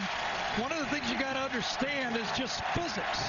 When you're rolling to the side and you throw it, the ball maintains the motion that you're moving in, just like throwing the ball up in the car and catching it. The ball drifts as you drift. You got to throw behind the. I know. It's hard to explain. Oh, no. Got to be there, right? I always appreciate the application of your Purdue degree. As you're running to the left, the ball drifts to the left when you throw it. I still don't understand. Oh, there we go. Oh, yeah. Tyler Hull, the punter. 34-yard punt for Hull. Well, we mentioned Brett Pease often now in his first year as the offensive coordinator. Came here from Boise State. Highly so. This is in the pregame. This is Brent Pease, who I not much doubt he's going to be a head coach someday. And now he's the man. He's the Wizard of Oz. He is the man behind the plastic glass. Behind the H right there. Yeah. Is that what he is? Well, there's a decision has been made by the athletic department of Florida to not have us shoot coaches in the box. Pretty effective. We respect it, but there are means to get the guy's picture on. See if they go deep on him. Yeah, they are. Oh, yeah. They're going to go deep. We got him open. Nice play. Come back. Victor Hampton made a good play right at the end. One-on-one run right past him on the outside. It was Purifoy. I looked down number 15. I did not know who that was. No. You sure it's Purifoy? Yeah, I just saw the name. Unless they've changed the stitching of the name on the back of the jersey. I guess How about that? Lushez Purifoy, who has been a force at cornerback. We were both looking at each other going, who's that guy?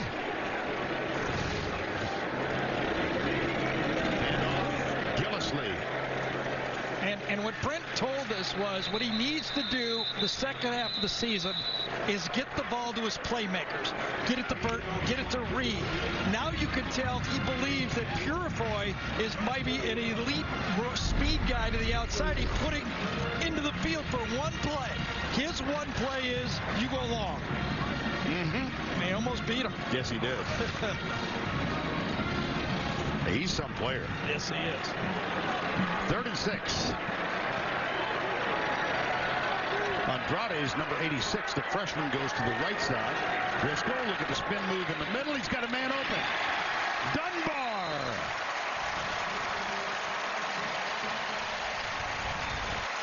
Well, I tell you, Driscoll has all the tools to be a great one. And as he gets better and better, you're going to see what he can do with that arm. Look at that ball thrown to the back shoulder there. That one was on purpose. Dunbar knows it's coming, comes up and makes a beautiful play. Remember, he had the nice one in the touchdown, too. And what looked like maybe a second half speech by South Carolina could be turning into even a bigger route. 38 right now. And timeout called by Florida. That's their second. 2:09 to go in the third. South Carolina moving again, something they did not do at all in the first half. Jeff Driscoll having a very effective second half. He's already thrown 3 touchdowns, all from in short. Now Red Lobster presents today's Scholar Athlete. Guess who? Driscoll with a 3.18 in sports management, volunteers at the local Salvation Army. He's from Oviedo, about a 2-hour drive away from Gainesville. Red Lobster's commitment to the investment of our future is shown today by donating $1,000 to the University of Florida's General Scholarship Fund. Wildcat here. Burton again on the sweep. Solomon Patton taken down by Victor Hampton, number 27. Stretched out very nicely that time. I think it was by Chaz Sutton, number 90, to force Patton to go very wide on the play. And cleaned up by Hampton.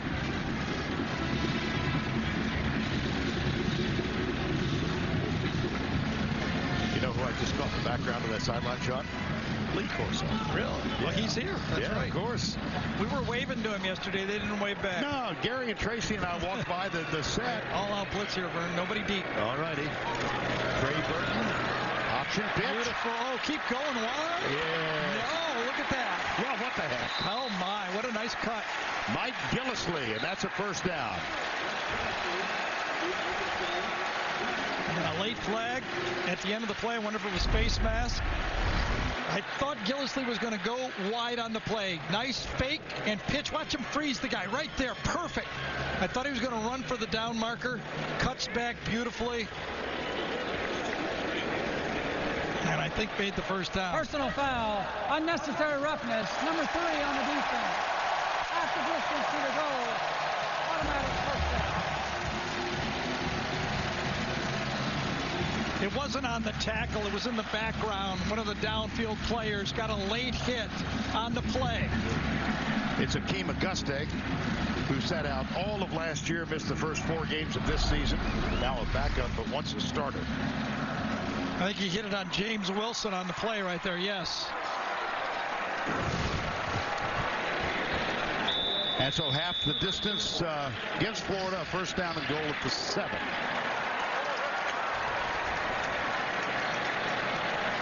That's some creative running game they have when they get it going, don't they? Out of the eye this time. Yeah, South Carolina very dispirited, it seems to me, right now. Gillislee runs into Shaq Wilson, number 54. So not much on that one. Remember, even a field goal here makes it more than a 3-possession game. And the Verizon Red Zone stats for Florida today, 4 for 4. Now, keep in mind, those touchdown drives, one was 1 yard, one was 3 yards, both after fumble recoveries. Harrison up and over the ball. And look at a total of 5 touchdowns given up by South Carolina until today. Driscoll, play action, fires, caught. Touchdown. Frankie Hammond Jr. Late call, but they got it. Can't tell you how much improved this Florida receiving core is than what I've seen in the past. They go get the ball. They run sharp routes. Another perfectly thrown football by Driscoll.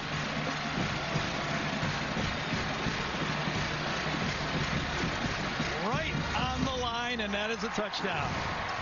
Extra point from Sturgis is up and good, and Jeff Driscoll has thrown 4 touchdown passes out of 10 completions. But again, even though it's an inside technique right there, he still gets inside the defender. Watch him get inside, the inside technique. That'll bust down a defense. Hampton lets him get inside. Well, it's been all Florida in the second half, led by quarterback Jeff Driscoll. 37-8.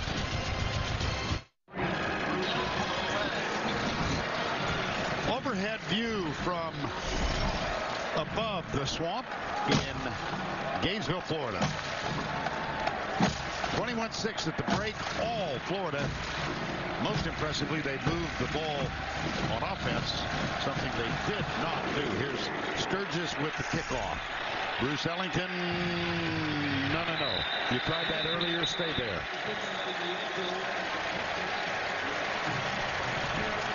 Didn't see this coming. When you talk about being dispirited, remember how Jadeveon Clowney was coming early in the football game? Watch on this play how he comes late in the ball playing. A block, and he just kind of says, I can't get that. Before he was running through those blocks. When you play a long football game and you keep going and going and going, after a while you look at the score and go, we ain't going to win this one. Illegal substitution on the offense. 5-yard penalty. First down.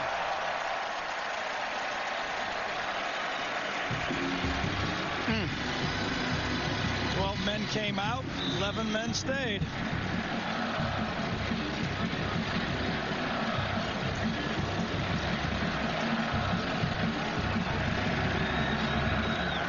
Thompson on relief of Connor Shaw completes that pass to D.L. Moore out on the left side. And that stops the clock with 9 seconds remaining third quarter. Well, there have to be a lot of people cheering in Athens, Georgia. Oh, yes. Because that sets up the battle for Georgia versus Florida if Florida holds on to this game. Here's Thompson. And it's Moore again. And this, whoops, watch out. I mean, this would be the second conference loss for South Carolina. And almost effectively knocks them out. Right, and even though Georgia has one loss, if they beat Florida next week, they would control their own destiny and have the tiebreaker over Florida. End of 3 with our score 37-8. And the crowd begins to sing the traditional "We Are the Boys" here in Ben Hill Griffin Stadium. We'll return right after this word from your local station.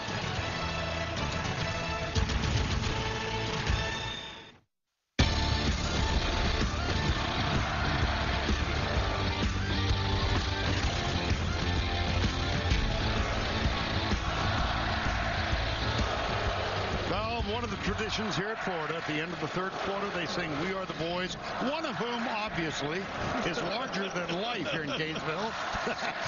That's the visage of Will Muschamp. Oh, how good is that? 37-8 as we begin the fourth. Vern Lundquist, Gary Danielson, Tracy Wolfson, and on third down, the plunge, Kenny Miles for South Carolina. Well, the BCS standings were revealed for the first time last week. Number 1, Alabama. Number 2, Florida. Surprising folks. How good do you think they are? Well, you know, they're starting to remind me of that 2006 Florida football team when everybody kind of poo-pooed their early season wins. As you see another play knocked down over the middle. Florida won ugly. Remember that year when Tebow broke out? Chris Leak was their quarterback. They won with defense. Driscoll is a little bit Tim Tebow and a little bit Chris Leak. They're starting to remind me of that team, and you know, now they're in a position to win ugly early, but nothing ugly about this second half, nor the second half they played all season. Thompson back across left side and incomplete. There is a flag, but let's just refresh your memory about the release of the initial BCS standings. This is this week, and there'll be a new set coming tomorrow. Alabama, Florida, Oregon, Kansas State. They've got a big game tonight. Notre Dame, LSU, South Carolina, Oregon State, Oklahoma, and Southern Cal. How about the job Mike Riley's doing at Oregon State, even now with a backup quarterback? Tremendous football coach. The other thing that's similar to 2006, it was Urban Meyer's second year. It's Will Muschamp's second year.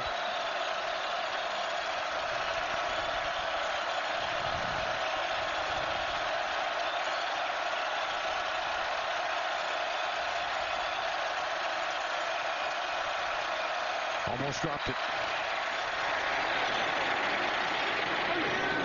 Incomplete.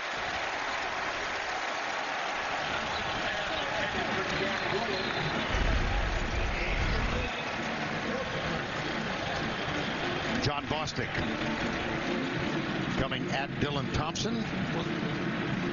Yeah, they hit Thompson late on this throw, and Bostic and his helmet. Look at his helmet hit him first. I'm surprised that one wasn't called, to tell you the truth. Illegal touching of a forward pass on the offense. Player stepped out, was the first to touch it. Number 4, lost him down. 4th down to the previous spot.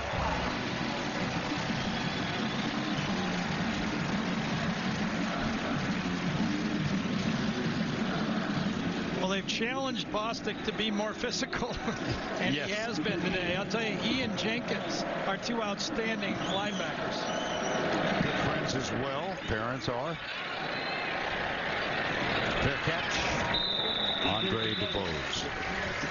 47-yard punt. Nothing on the return, obviously. 37-8. Bostic helping out defensively. And now it's time for our Geico game recap. I'll take you back to the first quarter of play. This is the first play of the game and one of 3 fumbles in the first half that led to 3 Florida touchdowns. And that made it this catch by Jordan Reed. It was 21-6 at the half. And it's been all Gators since. First of all, Omarius Hines on this creative sweep to the right. Then a blocked punt after Florida had scored on that. Hines. Defensive conversion by Victor Hampton. That was worth 2 points. 27-8.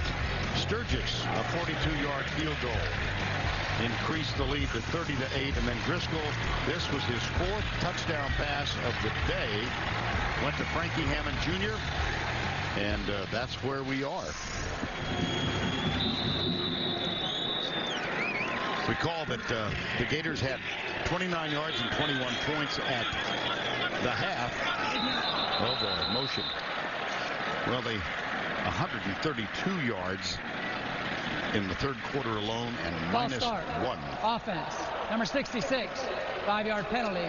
First down. James Wilson.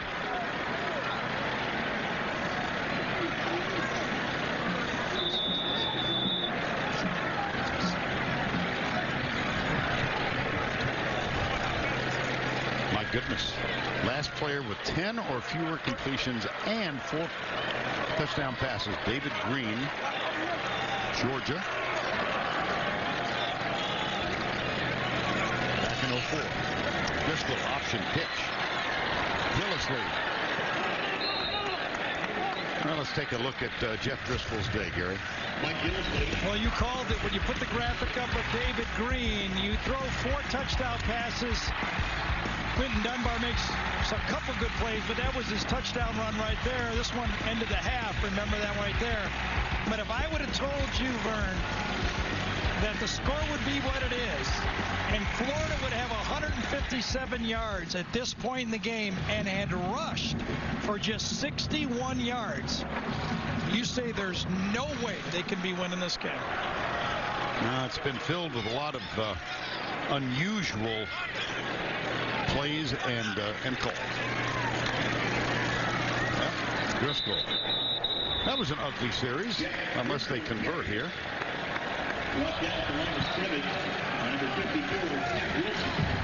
3rd and 20.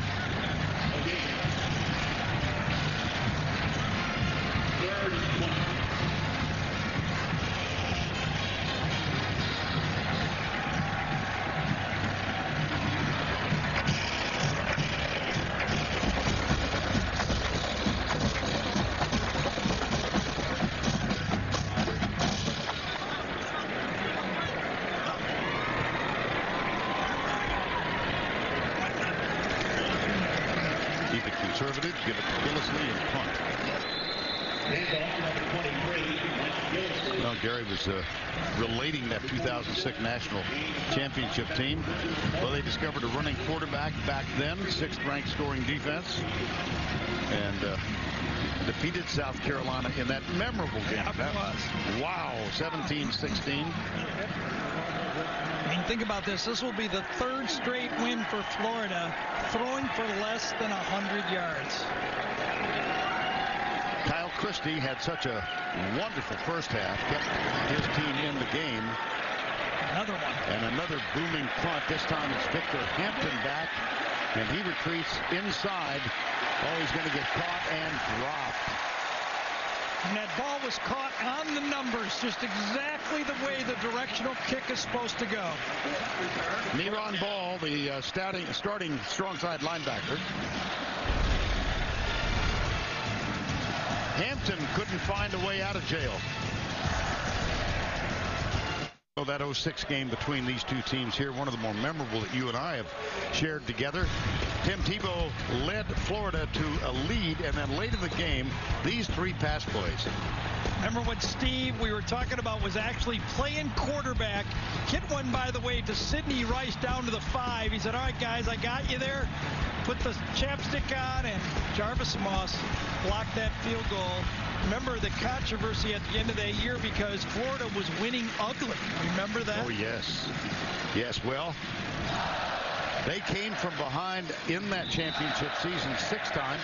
This Florida Gator team has come from behind already 4 times, and they have won 4 on the road. Here's Dylan Thompson going deep, double coverage, knocked away. It's incomplete, intended for D.L. Moore. Yeah, nice play by Deontay Saunders that time. Seeing that ball, playing the ball while it's in the air, not panicking. Well, let me rephrase that, okay? All right, let me rephrase it as you don't have to. Face guarding is not illegal in college football. And Deontay Saunders looked at the guy's arms and stuck his arm in there and made the play. 2nd down 10. Mike Davis. And let's go back to the studio for this John Hancock. Up at 99. Back to you. All right, Tim, thank you. It's 3rd down 11 here. Dylan Thompson knocked down by Jalen Watkins. You know, Colorado's close by. Maybe Peyton Manning can go in there for Colorado. Came back in the Monday night game pretty nicely. Yeah, he did. We turned it off, by the way, in that half. Yeah, of course.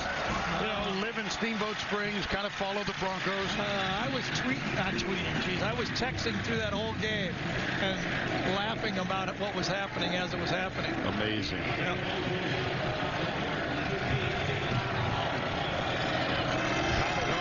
Punt. It's DeBose again, deep, fair catch, called for, grabbed it at the 41-yard line.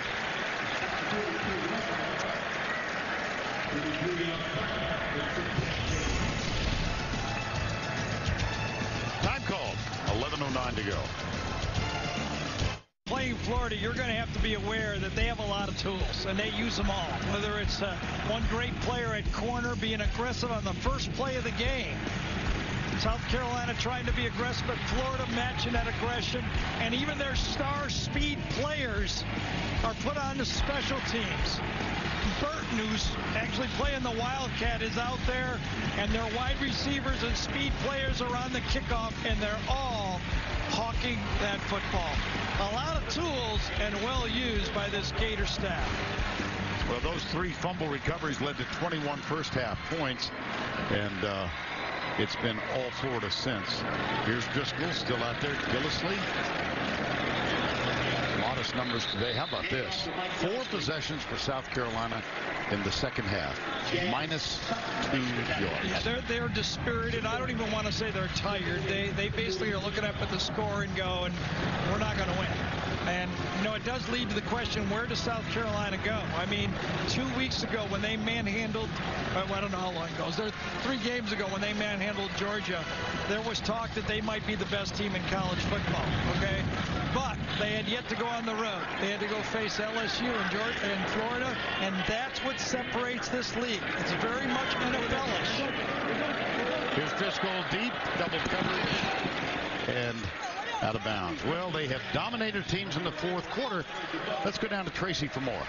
That's right, guys, and that is something they worked on all off season. After last year, Will Muschamp called his team soft, and so they made a change in the strength and conditioning program, added strength coach Jeff Dillman, who brought in an Olympic-style lifting for the team, a combination of total body and cardiovascular workouts in short periods of time. And Will Muschamp said the LSU game proved that it worked, and we're seeing that same thing again today, guys. Domination for this second half.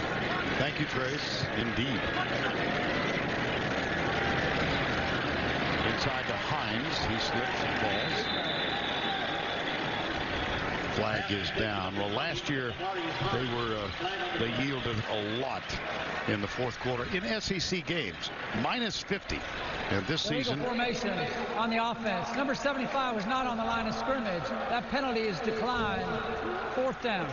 Chaz Green is the guilty one. Stats always mean a lot, and it is obvious that Florida's a better second-half football team this year. Not only, as Tracy said, was it the LSU game, was the Texas A&M game, Tennessee game, and then again this game.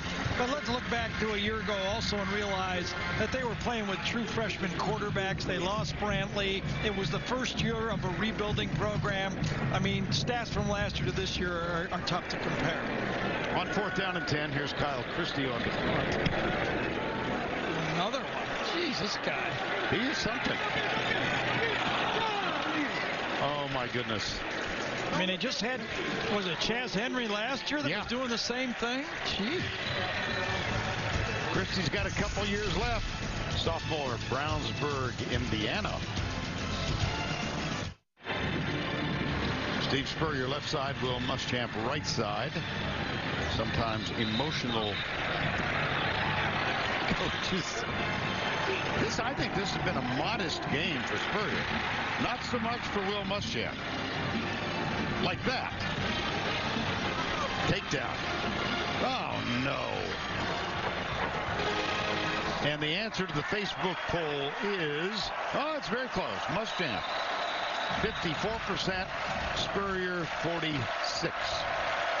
First down 10. Dylan Thompson, swing pass right side.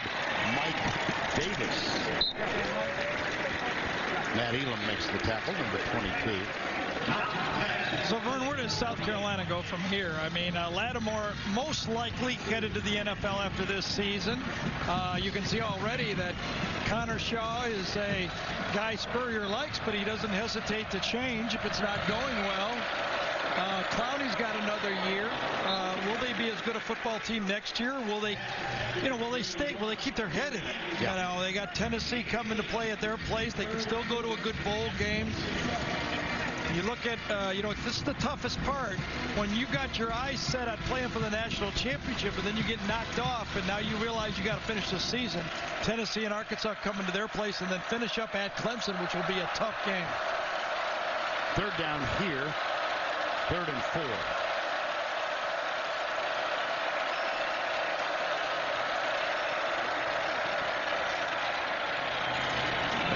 incomplete. Yes, it was. Caught by D'Angelo Smith. Very sharp route again. Bostic had a chance for it, the linebacker, but Thompson made a good throw. Very sharp. See that? Nice square route across the middle. Everybody out there right now is just somewhat making sure they don't get hurt. I got to be honest with you. There's no intensity in this game. We're looking at the clock and trying to get it over with. Under 9. That last play, 16 yards. 4-man rush, not much of one. Beautiful. And a nice play. Yes, indeed. That's Rory Anderson, the backup tight end, number 81, who made that stop. Thompson again with the pass rush, nothing in his face. The good vertical throw puts it up top for Anderson to get it. I really thought this is the type of passing game Steve would try to do in the first half. Timing routes early, but he could never get it going because of the turnovers. Right side, another completion. That's KJ Brent, number 80. 13-yard gain. You know what's interesting about this game? One of the other people that I believe was similar to 2006. Remember Reggie Nelson was such a great safety for that national championship team. Matt Elam is just like him. We barely mentioned his name in this podcast. That's right. And he dominated the LSU game. Yes. It's been more Josh Evans, number 9, than Elam today. First down 10.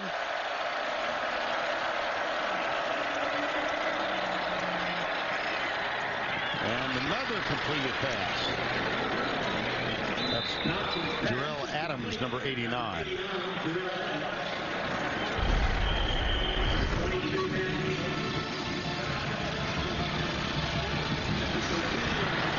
There's Josh Evans, as a matter of fact.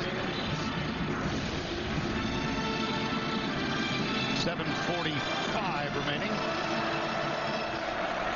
Until this drive, South Carolina had -2 yards of offense in the second half. Thompson very effective here into the corner, overthrown, incomplete. And let's spend a moment with Tim Brando back in New York. All right, Tim, and of course, we've got a Michigan alum down on the sideline who's got to be quite pleased with that. That probably balances off that Yankee series. Matter of fact, Tracy's husband Dave and her oldest son Dylan are at the game today. Into the corner again, overthrown again. Good coverage, Marcus Roberson. Well, Tracy, I think that's number 900 for Michigan. That is. All I have to say is go blue. Oh, no. Oh. That's at Tracy tweeting at whatever it is. I know you're a proud alum. Congratulations. Thank you. Thank you. Maybe you'll get some of those tweets that usually head my way after the game. 3rd and 10.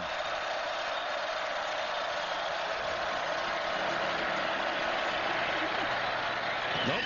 4th and 10. Well, some of the players might be losing intensity, but the head ball coach isn't. He's calling plays. He felt his tight end was getting held on the play. That's why he kind of threw his stink on the play. Steve, he thought it was holding. He grabbed him.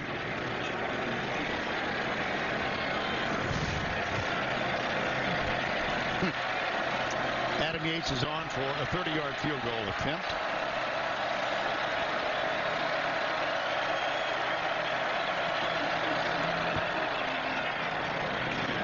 Got it. Well, he must be bitterly disappointed. Tough schedule. They get Georgia at home. They roll over the Bulldogs. They lose, but they were really dominated last week at LSU despite the score. And today, all Florida in the second half. And Spencer back in our New York studios. And the SEC East standings coming into this game. Florida undefeated, of course. South Carolina about to absorb its second consecutive defeat. Georgia plays tonight. And time has been called by Florida. I think Will thought there might be an onside kick attempt, and he did not want to give the ball back to South Carolina. He'll probably line up in his hands kick return team and force South Carolina to kick it deep. Well, let's go back and check in with Tim Brando one more time. To win Notre Dame, it props up USC as a one-loss team with a chance to play the Irish at the end. When we get into a debate about one-loss teams, don't forget about SC still having a shot at Notre Dame as they continue to be maybe the biggest of flies in the ointment. Back to you. Oh, somehow I knew the fly. No. Southern California cannot be a fly in the ointment. That is not fair. We're talking Boise. Cannot do that.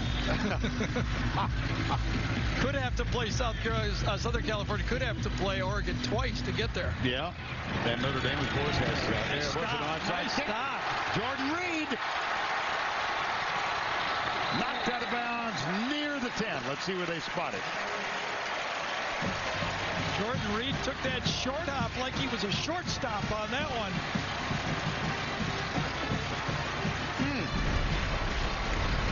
Good timeout by Will Muschamp. Put his hands team in. The ball popped. Watch us. Quick hands right there by Reed. Turns it the other way, and that man is a big-time athlete. That was Ace Sanders who was down there to force Reed out of bounds. Nice play to get the angle on him. 7:10 to go in this one. And Jacoby Brissett is coming on. Jeff Driscoll threw for the day, 11 of 16 for only 93 yards, but 4 touchdowns. And you go back to the beginning of the year, and Brissett and Driscoll involved in a very, very intense quarterback competition up to and including the first game. And on left side, this is Matt Jones, number 24. Number 24, Matt Jones carries. Number 12, right. Well, they've got those guys up there still in the football game. They might have changed quarterbacks, but they still have Alpio in there, Wilson in there. Is Nixon still in the game at left tackle? I thought I saw Chaz Green still in the game. Harrison is still in. Harrison's in. Nixon is in. Yep. Brissett, equal size to Driscoll, 6'4".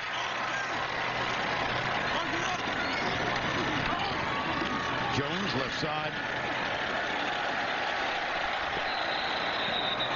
And he is close to the goal line. Jeff Driscoll, 11 of 16, 4 touchdowns. 93 yards. Every day rushed for under 100. Your quarterback hasn't thrown for 100, and you wipe them out.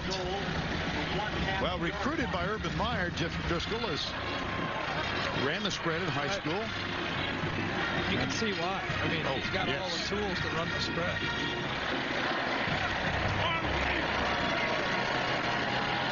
Second and goal. Jones got it. Touchdown Gators.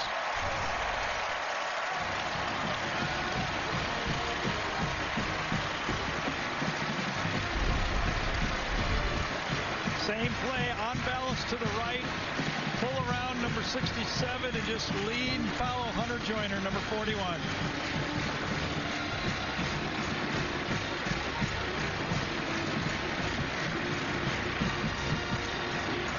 Caleb Sturgis for the extra point.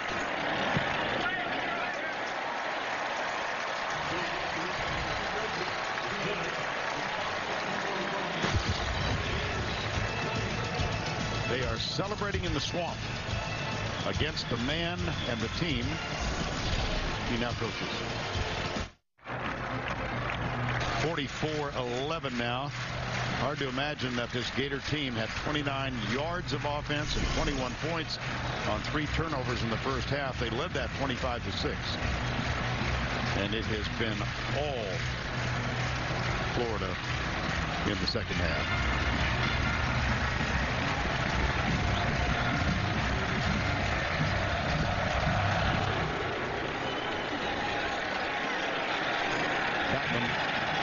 Will be down to come out to the 25. Time now for the play of the game presented by Napa Auto Parts. Let's take you to the first offensive play of the game. And Florida radio play-by-play announcer Mick Huber. Snap to Shaw. Gators coming up blitz. Lucas Purifoy strips him of the ball. The ball comes out. It's loose. Gators are going to pick it up, and they're going to recover. Oh, my! Lucas Purifoy. He came off the corner. Oh, my! He knocked the ball away. That's a double oh my. Oh, my. That's Mick Huber is a good friend and been here for a long time as the voice of the Gators. 1st and 10. Thompson. Handoff. Oh, nice move. It's Mike Davis, number 28, who at one point committed orally to Florida. That's a gain of 14. Yeah, one of those young backs, probably getting a lot more playing time next year if Lattimore turns into the NFL. Vern, help me out. I'm going to have to do all these interviews, and they always going to ask me now, okay? Yeah. If Notre Dame, Oregon, and either Florida or Alabama end up the season undefeated, who doesn't play in the game? Is Notre Dame out? Is Oregon out? Or is it's not going to be Alabama or Florida? No. Right? Who's the odd man out? Well, thank God in 2 years we won't have to worry about that. Right? And there'll be no flies in any ointment. Welcome to my life between Saturday and next Friday. Well, you're the one who volunteers for the council. I know. Intercepted. Jabari Gorman, number 21.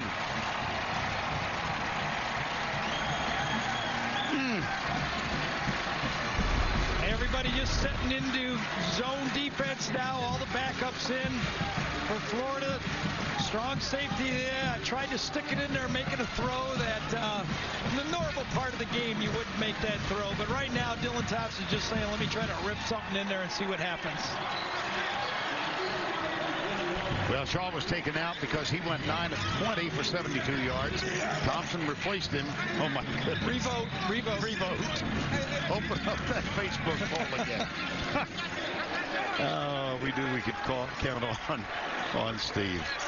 I just know they had such high hopes 2 weeks ago. Come on, the job he's done is amazing. Yeah, exactly. And listen, in the history of South Carolina football, there's only been 7 times that South Carolina has been in the top 10 and they've played a top 10 team. 3 of them have happened in the last 3 weeks. I mean, it's an incredible run. We all knew that October was going to be a challenge for South Carolina. They did the one against Georgia, and then going on the road, they just didn't have enough. The grind of the SEC. It's 2nd down and 6. Jadeveon Clowney getting a bit of a rest now.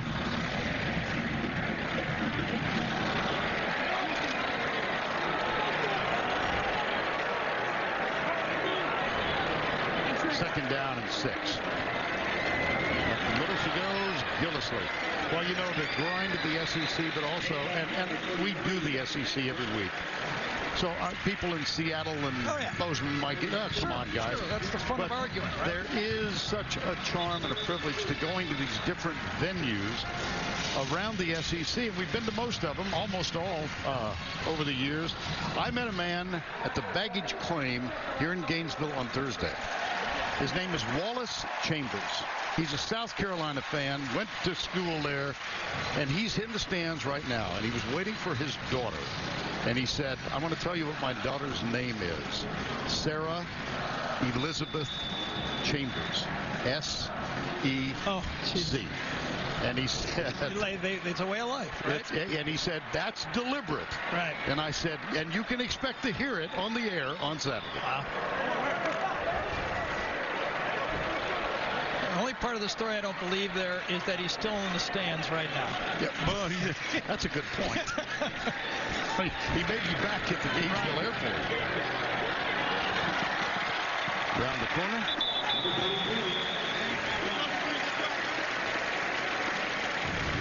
Well, they needed big games out of these 2 men. And Marcus Lattimore, bruised knee, no practice all week. That's going to be bruised hip, I beg your pardon. 3 of 13. He played a little bit in the second quarter. Connor Shaw, 9 of 20. -2 rushing yards, and that's where he has really been devastating for South Carolina. There's Connor Shaw. How do they get it all back together? Well, it's the challenge of playing college football. When you have your sights real high and you have that burst, you have to reload and get ready to play. 2nd down and 3. Mack Brown, number 33, 2:45 to go in this one. Let's also remember that the SEC has these unbalanced schedules. I mean, where Georgia and Alabama catch the break this year. You're looking at a team like Mississippi State have to go to Alabama and LSU. You've got Florida, who they faced. South Carolina, I think, had the toughest schedule in the league this year. Totally agree.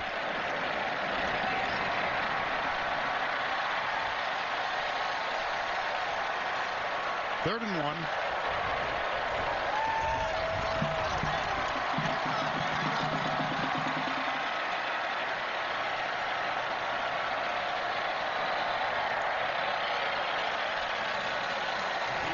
Mack Brown.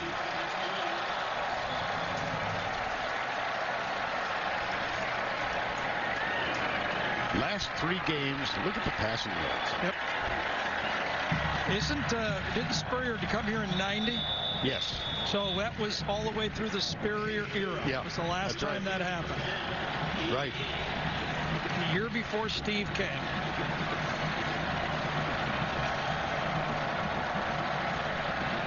There we go. He says he always carries it. Yep.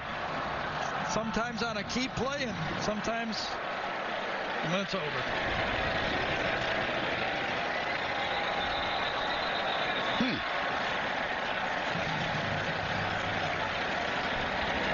Well, when this game is in the books, we'll go back to New York for the Jeep post-game show on CBS. And Brando eagerly awaiting that throwback to the studio. 44-11.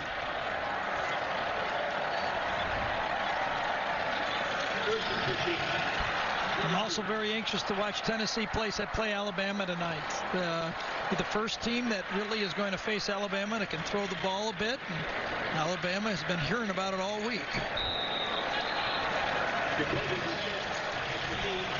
And 1:24 to go. Let's take a look at our Russell Athletic players of the game. We're going to do 2 in the first half. Look at this for Kyle Christie, the sophomore.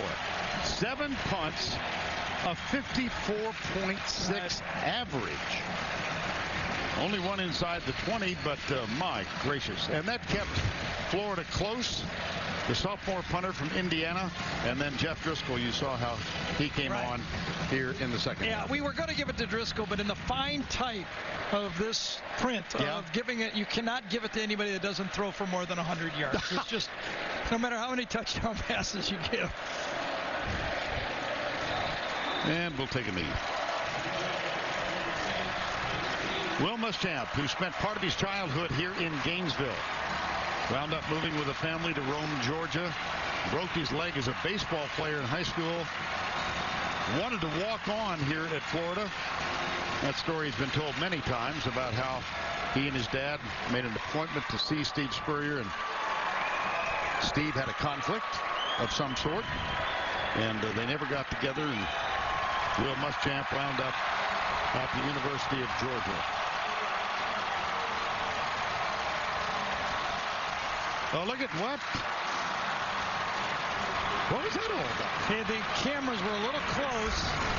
Steve, who had knee replacement, I believe. Yes, he did. Yep. Gingerly meets Will at midfield.